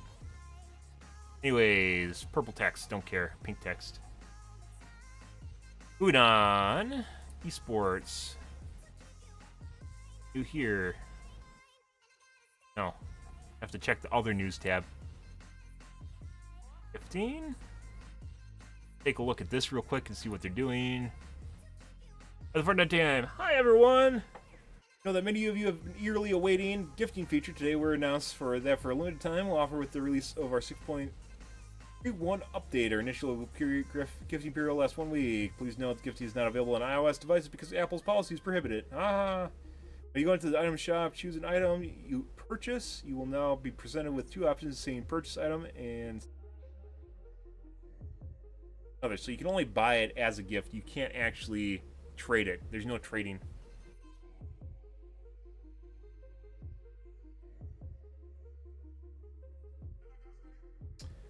You can choose a person to send a gift to. You should be allowed to send a gift by email address too, like to a linked account,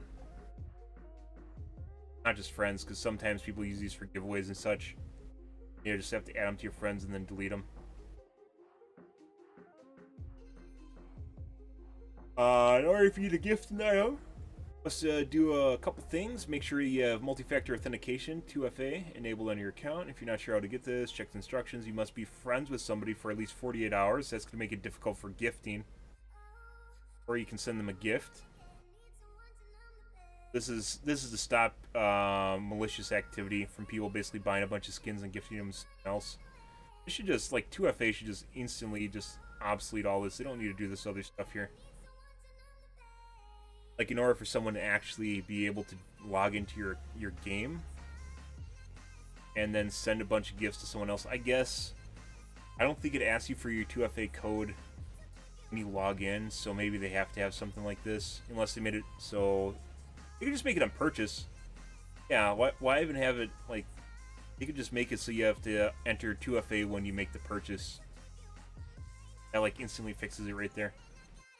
Must have been friends, then they wouldn't need to do this stuff. Must be friends with someone for at least 48 hours. You will only be able to gift 3 times within a 24-hour period. Not sure why they do that. And the gifts that are purchased are non-refundable. Not refundable. Non-refundable. Only gift an item that is currently available in the item shop. Okay. Don't want to receive any gifts? You can disable receiving gifts under your account settings in game. Weird. There's probably some sort of form of harassment you could do. Maybe you could add messages to the gift, but you're friends with them. This is a weird addition right here. I assume this is to prevent some sort of harassment. I don't know why you'd ever want to disable that, but you can. But the only people that can send you gifts anyways are your friends. So they must have toiled with the idea of being able to receive gifts by email address at one point. This is kind of a legacy addition right there. But anyways, this right here would be completely obsoleted if in order to gift something, you just have to enter your authentication code from your phone. That's easy as pie right there. It's like doing transactions on an exchange. Most exchanges, pretty much every exchange, when your token expires, you have to re-log in. But with Fortnite, your token doesn't expire. pretty sure, which means you can just stay, as long as you're in the same IP address and using the same cookies, you can just stay logged in on your computer forever, and that means someone could log into your account, add themselves, or not log into your game and add themselves, and buy a bunch of skins and send them to themselves. So these right here are to prevent that. But assuming if they didn't kill you and take your phone, which pretty much everyone keeps their phone on them, and or they keep their phone locked, these are basically obsoleted by making you enter your 2FA code whenever you want to buy something or gift something. They can just make it for gifting or buying. I mean, there's a lot of security options they could set up, but this is basically legacy of them not having 2FA on when you buy the item and as a gift. They could just get rid of that if they need to. That and big streamers want to gift skins, so bad idea. Like if you can find a way around this, you should. This is money to be made, money, and I don't think like the security risk here is that someone could just log in, as I mentioned earlier. And if you had it on buying, that would make it basically moot. Unless someone has your phone and then your PIN for your phone. I hope you have a PIN on your phone or whatever. Swipe, gesture.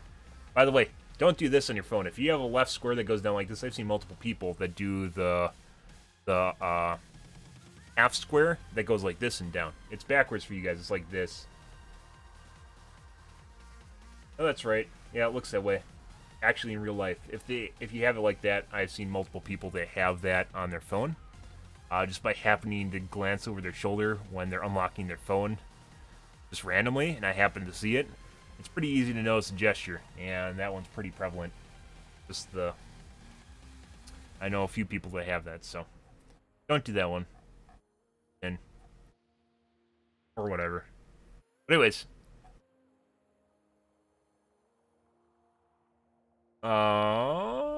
Yeah, just 2FA. Gifting. Alright guys, so with the patch notes, moving on. Let's see what's going on tonight. Server patch tonight, 10 hours ago. Patchy servers to fix long hitches that cause simultaneous interrupted connection for all players in the match. This will roll out in the next few hours. Okay. That's probably been done already. I'm most hyped for Season 7 because we get rid of the DJ Yonder on all the startup screens. That was the DJ... They're associating the DJ Llama with the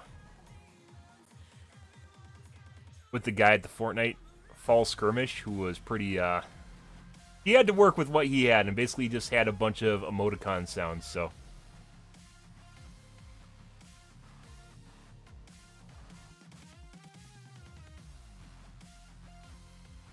The thing that drives me nuts the most is the fact that he has 2 back blings on. Good evening, KSA.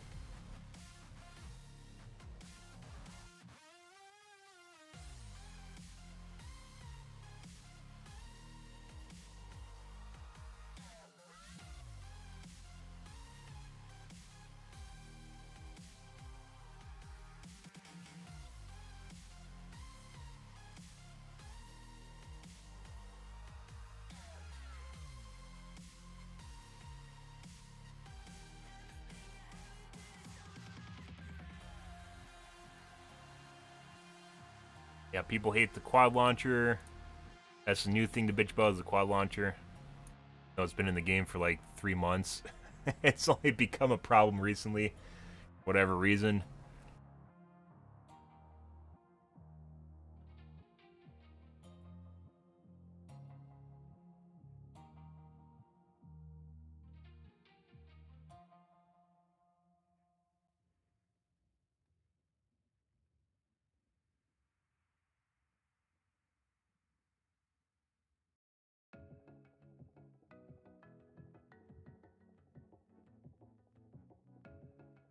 Oh, DJ Yonder.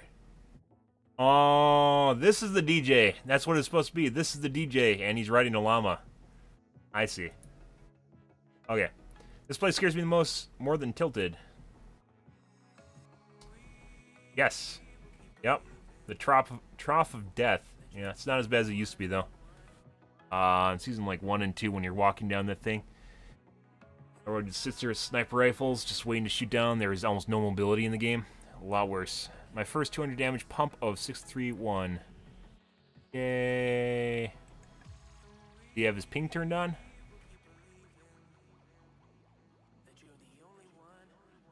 Oh, it's a console player. He does. He does have his ping on. More than me.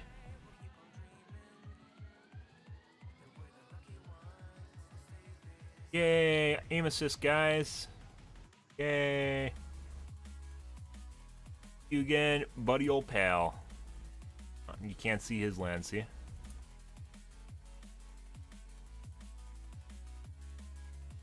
Like I said, the whole reason people want this is because it's so frustrating dealing with people. They want to finish them off immediately because they don't want to have a build battle with them because building's fucking horrible. Absolutely fucking horrible as shit. Because it's so hard once you get someone cornered. Even if you like grind them into the dust, guys, they just get in a 1x1 and they're stuck in there for however long they want to sit in there. Like it's kind of funny how spam building, how people hating on spam building is expressing itself in different ways. There's now released a small amount of condensation due to breath. Is this someone that actually has like graphics on maximum? Weird.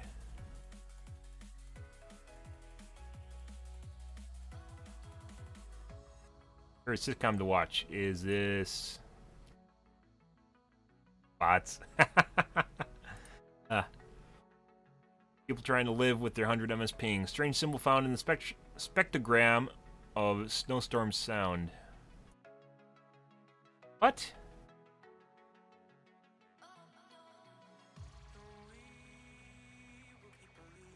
Strange symbol found in the spectrogram of the snowstorm sound. What's the snowstorm sound? Is that just the blizzard? The circle?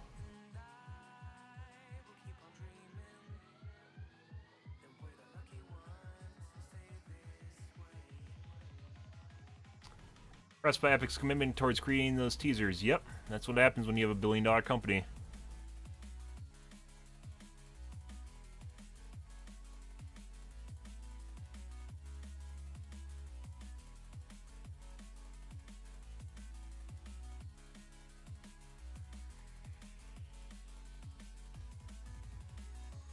Interesting. Catch.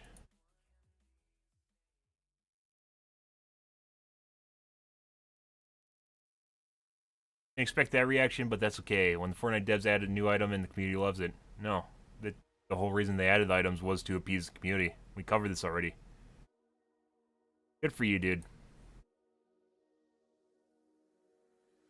It's not hard to give people what they want. It's pretty fucking easy. Hell, there's entire, like, scams are built off of that. And no one's ever gotten scammed, ever, so.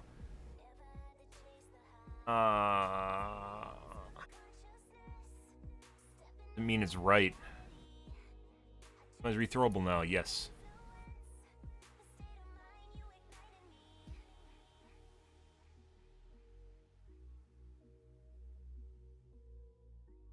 Hey, look, guys, this is someone with a ping of 9. He is showing a ping of 2 right now.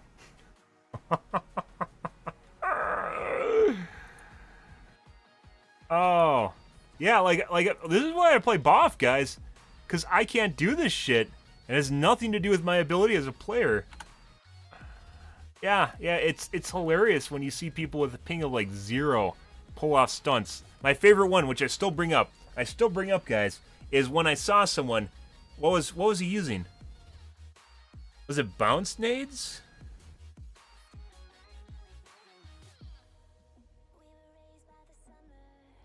It was bounce pads. It was bounce pads. And what the guy was doing was he had a ping of like 7. He jumped through the air, and right before he's going to hit the ground, he would place a ramp and a bounce pad on it, and then he'd immediately bounce up in the air, place a ramp, bounce pad, and bounce. And he did that for like 4 or 5 bounces before he got to a guy and instantly shotgunned him in the face. like I have problems putting traps down, and there's just someone that can put down a ramp and a trap on it and literally just fly through the air while using bounce pads. It was on Reddit. I forgot the name of the clip. It was definitely on Reddit. I remember seeing it, and thinking, wow, there is no way. Like, completely different worlds. There's absolutely no way that I'd be able to do that. It has nothing to do with my APM. Absolutely no way. And just fell down. He put a bounce pad down before he hit the ground. Not a bounce pad, ramp and a bounce pad before he hit the ground. And he went boop, boop, boop. And then the guy was dead. Entirely different world, guys. They are giants because they're born next to an AWS service center and they have the right internet. Yep. Finally, high explosives are back. Oh, the game mode.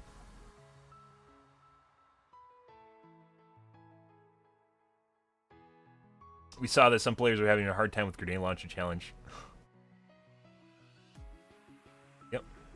Kind of weird. Oh, Rumble. I was gonna say that they don't have a large game mode up.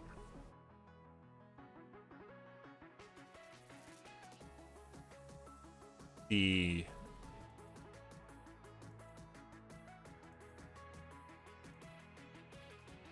hit those absurd minigame hitboxes.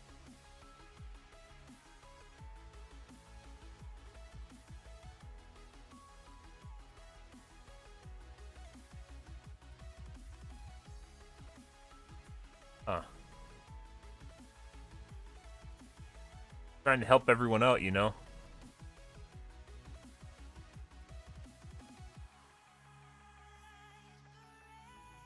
We've escalated this to our QA team. What about escalating low ping advantage? How about escalating that, Epic? How about escalating that? No, you don't care because the normal plebs aren't smart to figure things out? I know. You just hide in the shadows. Hide in the shadows, your dirty little secret. Eventually it'll get out. Alright, let's check out Overwatch. My 4-year-old daughter's first PUBG. Players vs. AI easy.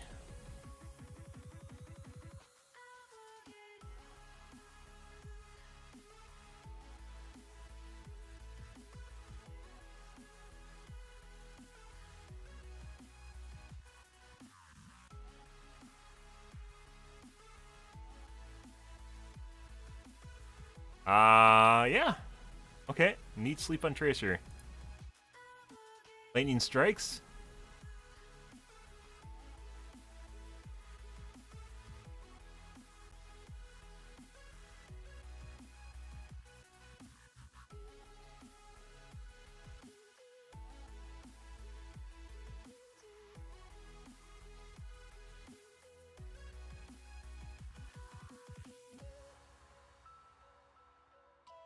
Touching.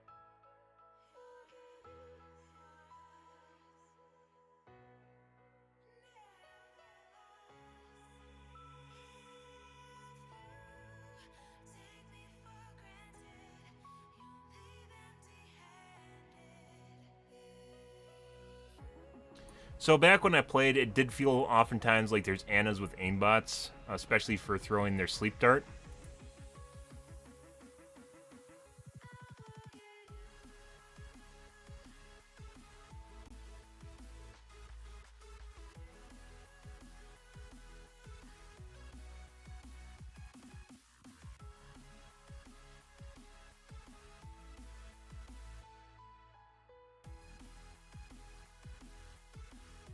Mr. Level 38 here.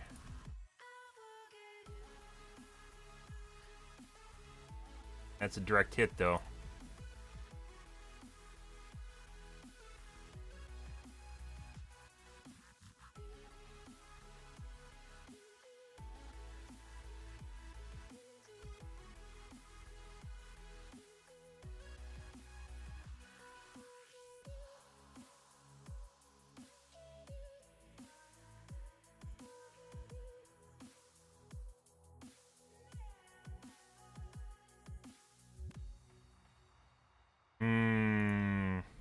Okay.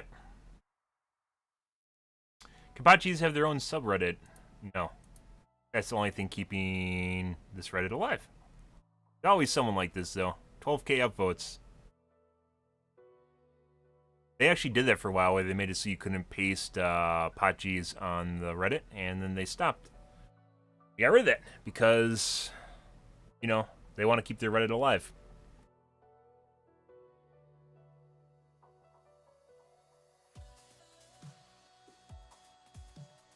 There, healed over 100 million. That's pretty high.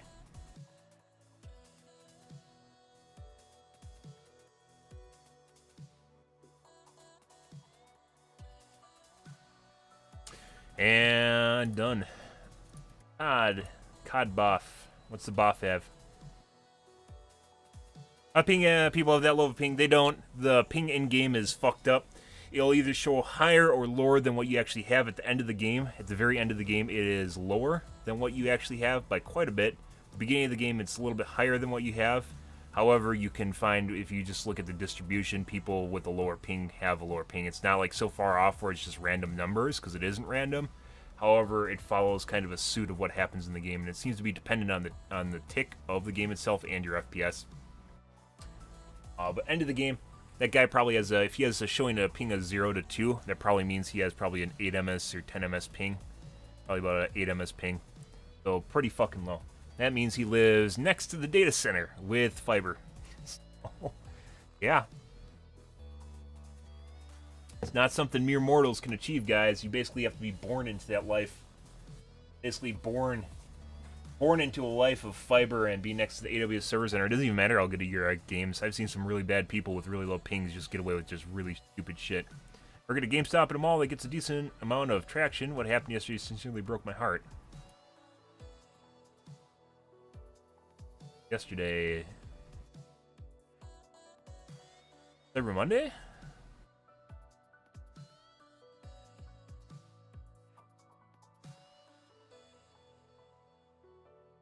I had a group of kids come in and empty what looked like their entire piggy bank onto the counter with a couple of PlayStation Next and Xbox Live currency cards.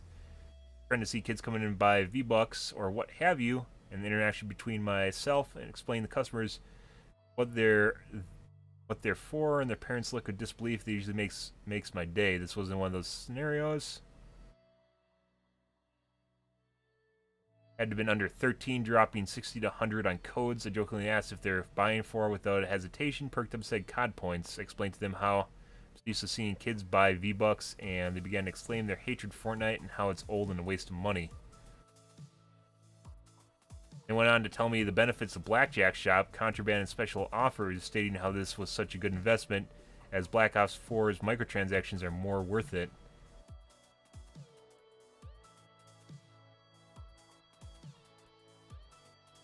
It's basically just people hating on Fortnite. I don't think there's... If you're buying skins, there's no worth. There's no value there. If you actually try to dissect that line of thought, it doesn't matter if you're buying COD points, you're buying Fortnite points, you're buying it because you like the game and you want to support the game, and you think whatever's in the game you're buying that you really like is cool. So it really doesn't fucking matter. I was kind of curious why... Yeah, explaining to parents looks of disbelief on their faces usually makes my day. This wasn't one of those scenarios.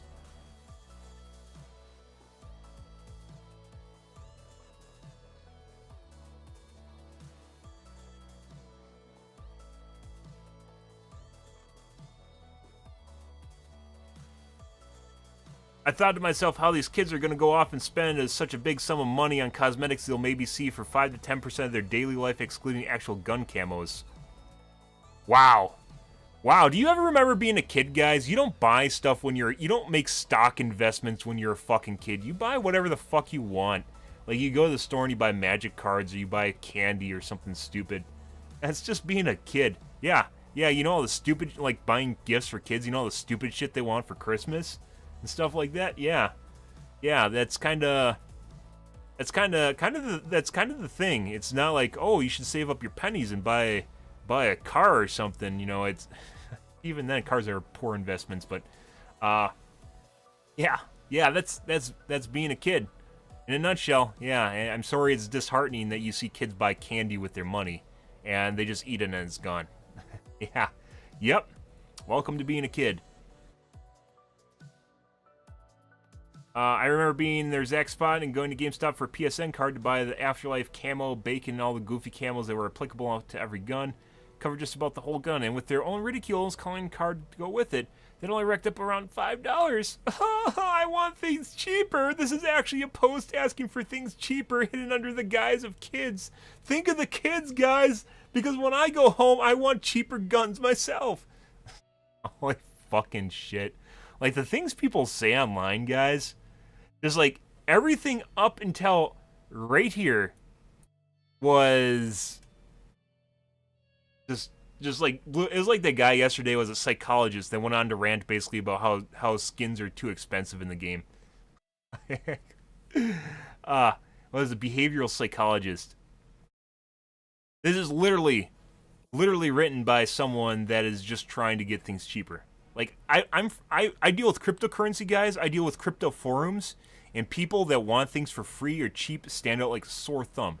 Like, it is insanely easy to see. It's like all up until that point, and then you're like, motive. Oh.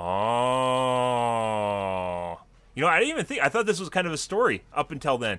And you see those on Facebook when you're talking about political parties and shit where people just make random shit up.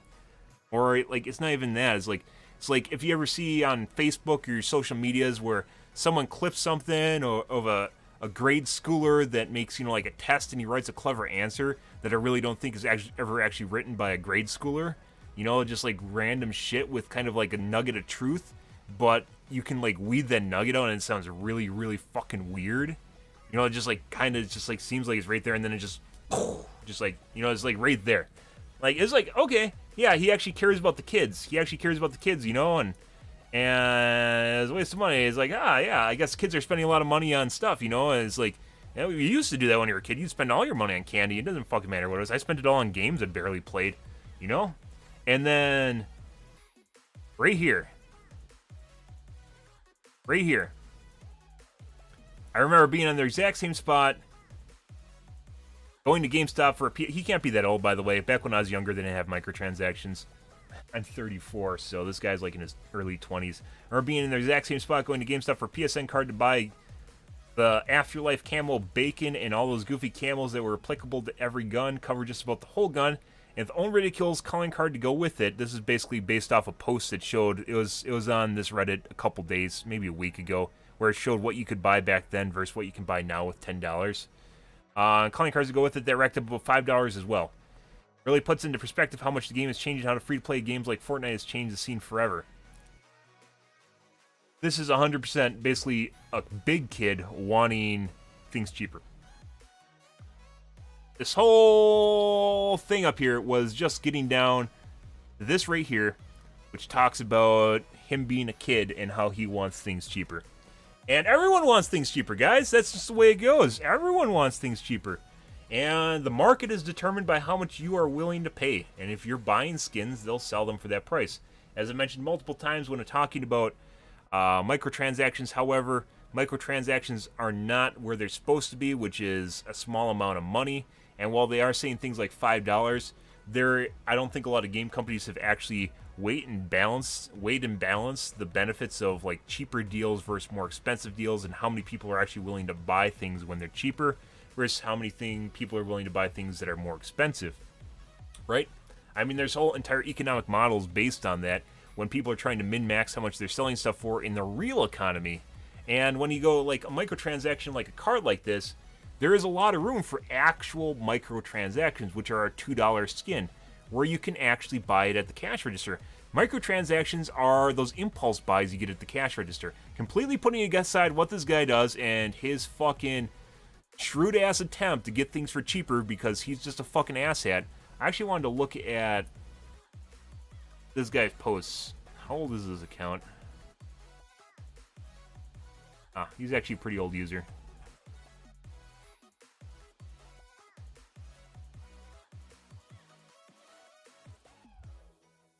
I don't...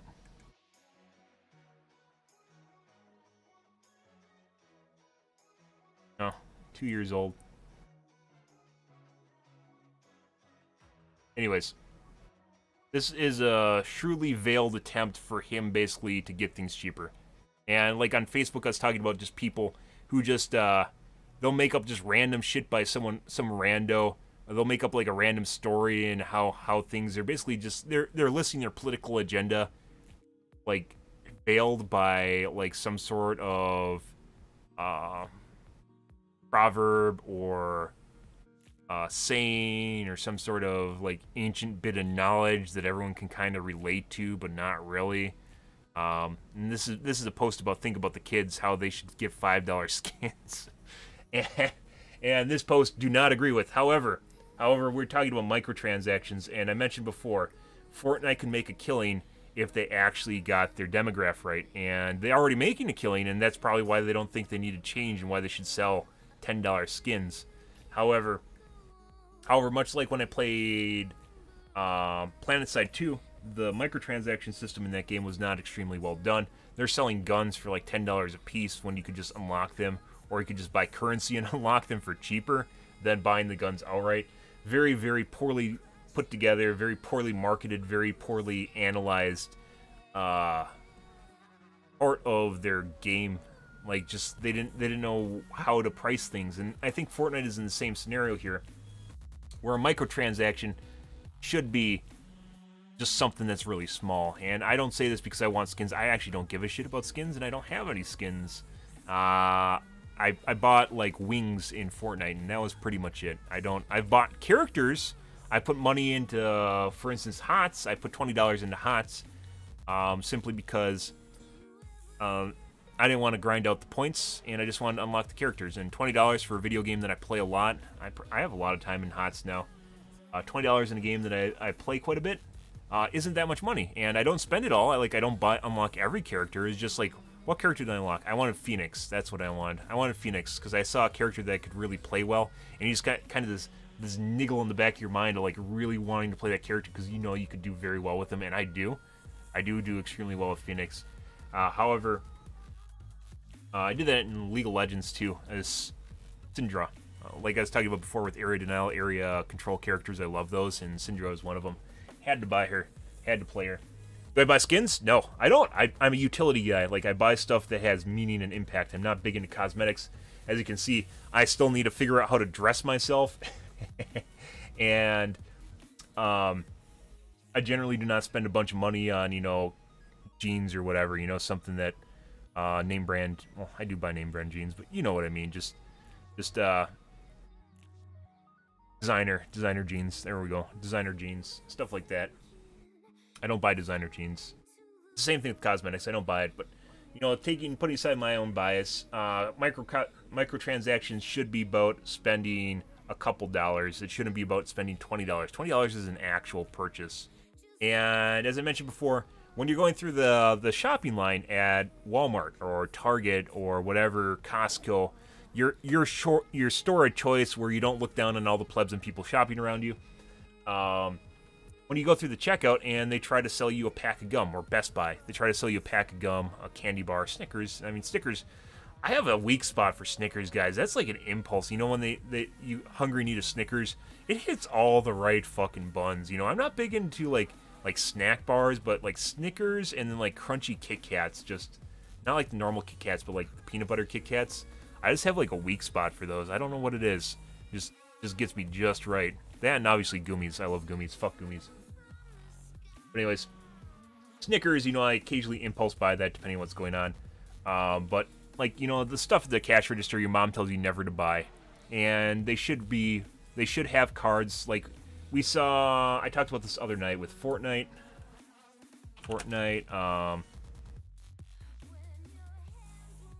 What was it called? Arctic Bundle. And it looked like a real game. And they said they sold it at Best Buy. The Reddit.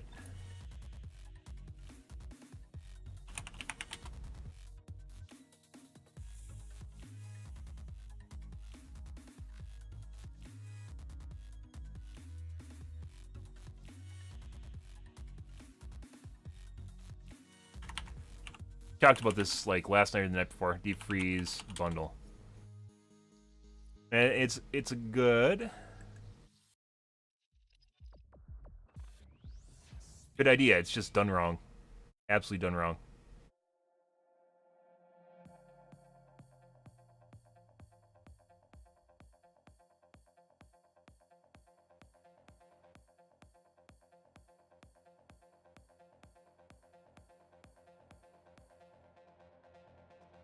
See, maybe I can just find. Anyways, what it is it's like this, only it's packaged like a CD, and what's inside is just a download code. This is not exactly what it looks like.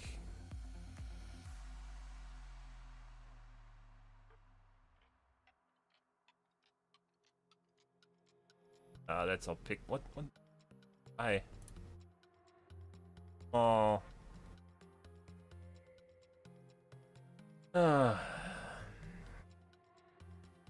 Anyways, this gives you the idea. But anyways, what it was it was sold in the game section at a Best Buy. It was actually a post on Reddit. It was sold in the.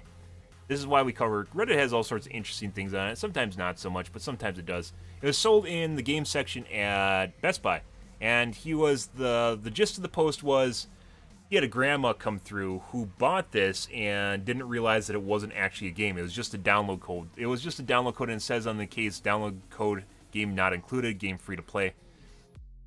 But she bought it for her grandson or whatever for Christmas. And it looks like it's actually a full game, but it's not. It's just a download code for a skin. And while I disagree with that because that's kind of marketing shenanigans to make people think they're getting something when they aren't, you know, all the parents that have no idea what they're doing are getting something that they aren't, which is actually like a game, an actual piece of software, right? This is just a cosmetic item. Well, this is wrong where it looks like a game. What I have said is they should have things like credit cards. Like, if you can, I don't want to show you a credit card. I don't want to be doxed. But if you actually have a credit card and you can, if you've ever seen those gift kiosks at your favorite store and they have just a ton of cards on them, you could do the same thing for Fortnite with just activate it at the cash register, get your skins online, gift cards. And it makes a perfect impulse buy and or gift. And it can't be $15. It needs to be like $2.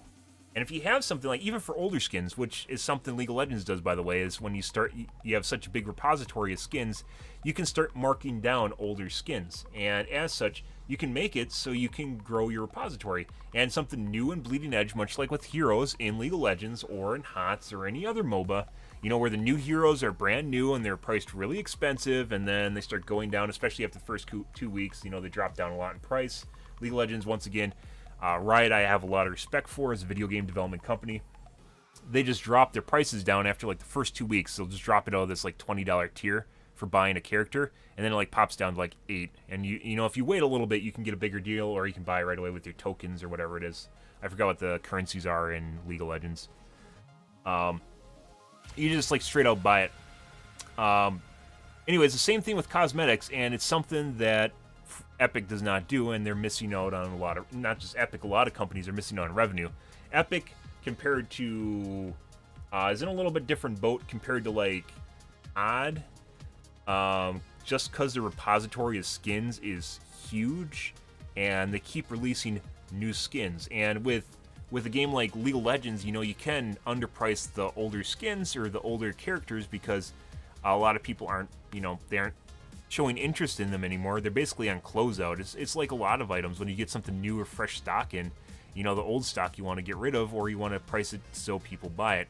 And especially a lot of the older skins don't look as nice as the newer skins, and selling them for their original price is not a good idea.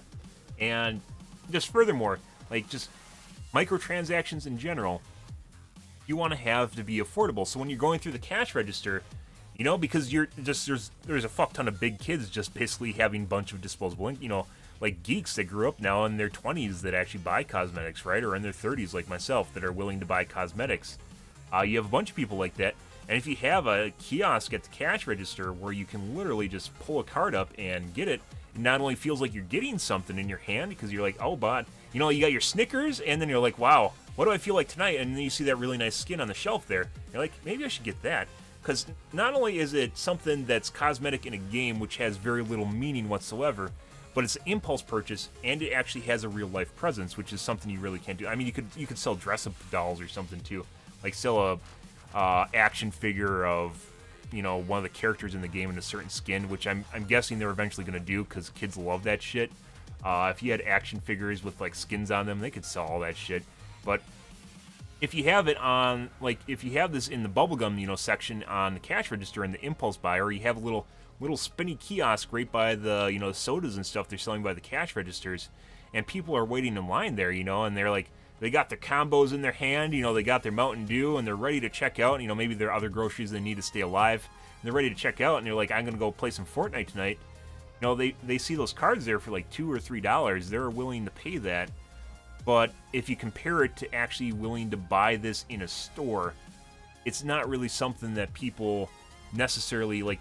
This straight up is just in the wrong spot of the store, and it's priced wrong too. And maybe they're going to have to, because they have such a big IP, they have so many different assets at their disposal now. Maybe they'll have to figure out a price is better. But if you can start pricing older skins and throw them in kind of the budget bin of DVDs, so to speak, where people can just buy them in real life and take them home with them, and put it like you may put a picture of the thing on the card, scratch it off, have to activate it at the cash register, just like with any gift card, right? People are willing to do that. They're willing to take that home, and they're willing to, $2 Snickers or $2 skin in Fortnite. They'll probably buy both, to be perfectly honest. And that's where you want. That's exactly where you want to be. That's how you make a lot of money, because there's a fuck ton of traction in a Walmart or a Target or whatever, especially with kids. Just at the, you could even make it so like the kids can see what's on the thing too. You can put pictures of skins on the side there, Mr. Tomato Head or Cuddle Captain. The super lewd furry, who is obviously thought up by some sex-deprived maniac at Epic, which is a great idea, by the way. She's a very notable character. But just on the cash register there, just right there on the side, you just have all the main skins that are your driving force, like Cuddle Captain being one of them. What's another one they show off a lot? Unicorn skins. Kids love the unicorn skins. Everyone's a fucking derpy unicorn. That echoes a lot and rings a lot. You just have them on little cards by the cash register. It's definitely how you sell this shit, and Epic hasn't really been doing it. Like I said, it's kind of like one of these things where if they lower the price, they feel they can't charge more. But once again, if you start tiering it, so you make it so new stuff is worth more than old stuff, people don't feel as bad if they buy it when it's fresh too, because they've had it for a couple months. And it's also kind of another thing is like Fortnite focuses too much on fire sales, so to speak, like where they change out the shop on a weekly basis. They should start thinking about actually having a real shop, because they have so many skins that there should just be some available to purchase all the time. Like they're doing the Walt Disney thing where they make it so it's a limited item, and it makes people want to buy it more, which is 100% true. As far as consumer psychology goes, people want things that are very short supply. If it feels like it's something that's very short supply or only around for a limited time, then people will be more likely to buy it. But when you have so many items, Disney doesn't have 300 films. Maybe they do, actually. I don't know how many films Disney has. But, they release a new film once every 2 years or so. A nice film once every 2 or 3 years. Epic's releasing two new skins per week. And they really should start thinking about not only have a real store, like an actual store page where you can buy skins whenever you want, but in addition to that, obviously dress up your character and see what it looks like before you purchase it, but then also gift cards in the store itself on a rack. If you have you can fit so many of those credit cards in like a little kiosk thing too, that little rotating guy. You can fit a lot of different cards in there, and there's so many different skins. They could fit a fuck ton in there, and obviously duplicates if you don't want to fit anything in there. Very little in terms of commitment, and they could make so much money on that. I'm 100% certain they would make so much fucking money if they just had that next to the Snickers in a cash register. This, however, not just because this is kind of a scummy marketing practice right here, because it looks like an actual game, but it's in the wrong part of the store, and it makes you think it's an actual purchase, and it's something you'll think about instead of buying when you're at the cash register, when really you should be saving that $2 for something else and buying like some ramen or something. I don't fucking know. Something else, buying a Snickers with it. Instead, you'll buy a skin. And like I said, they can keep going down the tiers with them and keep changing how much the pricing it is, but like eventually you want to have skins that are impulse buys, which are around $2 to $3, and they aren't currently doing that. And where this guy does call out Fortnite for setting the pace, that is 100% true, although there are other games that basically jacked up the price before Fortnite did it. Fortnite is just one of the really successful games, and it shows how much people are willing to pay for skins in a game. So while Well, right now they are, trying to milk the shit out of their big skins. Like, they should actually be starting to price stuff cheaper and get people that otherwise would not be willing to pay $20 for a skin. Because there's plenty of people that do not see it being worth paying $10 for skin, myself included. $2, especially if it's next to the Snickers or Skittles at a cash register, and you're just like, like, you can already see just like Twitter posts of people like, look what I got at the store today, guys. It's a picture of Cuddle Captain, Furry Captain, or whatever. You can totally see that on like instant media, where you can't see that with like, what are they going to do? Take a picture of their screen? That's kind of lame. Or you can share it to Twitter. Twitter integration in games, very lame. There are definitely people that do that. However, like, what you really want is a physical item that someone can actually take, and it's impulse buy, and it's something easily accessible, and it's just right there waiting for them. And with the way they have their store set up right now, there's a lot of opportunity here for them to do marketing and for them to actually be able to figure out exactly the kind of distribution model they want for skins. However, much like with MOBAs, they really should consider the MOBA sort of distribution of skins in real life. Like, they start tiering them and then make them cheaper the older they're. Anyways, this is, like I was talking about, this is a thinly veiled post about basically a big kid that wants skins for cheap, and how he reminisces about when he was a kid and he could afford. The skins were a lot cheaper back then. But there is truth to that too, which is skins are not priced appropriately for their marketing, for their demographic that they're targeting. And if they start making skins cheaper, if they make just older skins cheaper, it makes people feel as when they bought them and like getting them now as though it's something, it doesn't piss off so many people.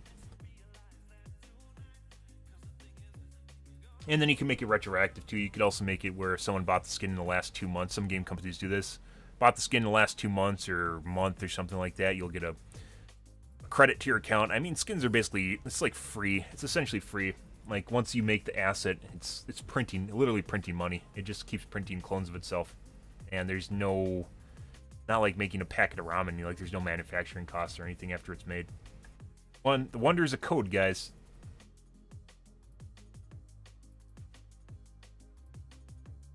Anyways, impulse buy at the cash register with gift cards. That needs to be done, and it needs to be cheaper. You can't impulse buy a $20 skin. That's not an impulse buy. I guess it kind of is. However, not the kind of impulse buy you're looking for at a cash register. TLDR, some kids are buying COD points over V-Bucks now to get the latest trend and are incapable of seeing how bad of a system for microtransactions we have compared to the glory days of BOX2. TLDR, this guy wants skins cheaper. He doesn't say that in his post, but TLDR of TLDR, this guy is actually a big kid who wants skins cheaper. With a thinly veiled story about how kids matter and save the kids, etc., etc. Even puts this right here. This is poison. This is fucking, like, some of the stuff on the BOF Reddits though is just fucking gold. Just fucking gold. It's like straight up manipulation. Like, straight out of the gates. It got 22,000 upvotes too. I mean, manipulation works great. Manipulate those plebs, guys.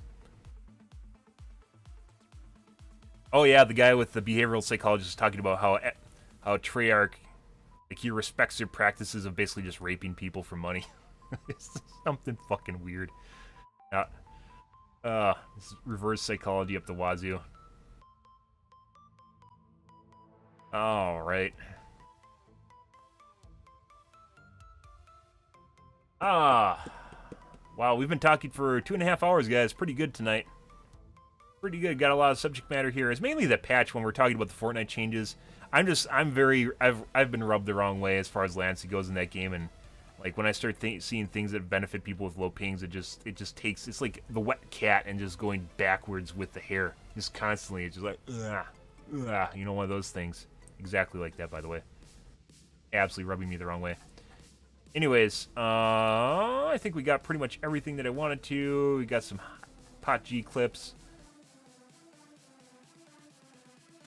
I'm gonna play some games here.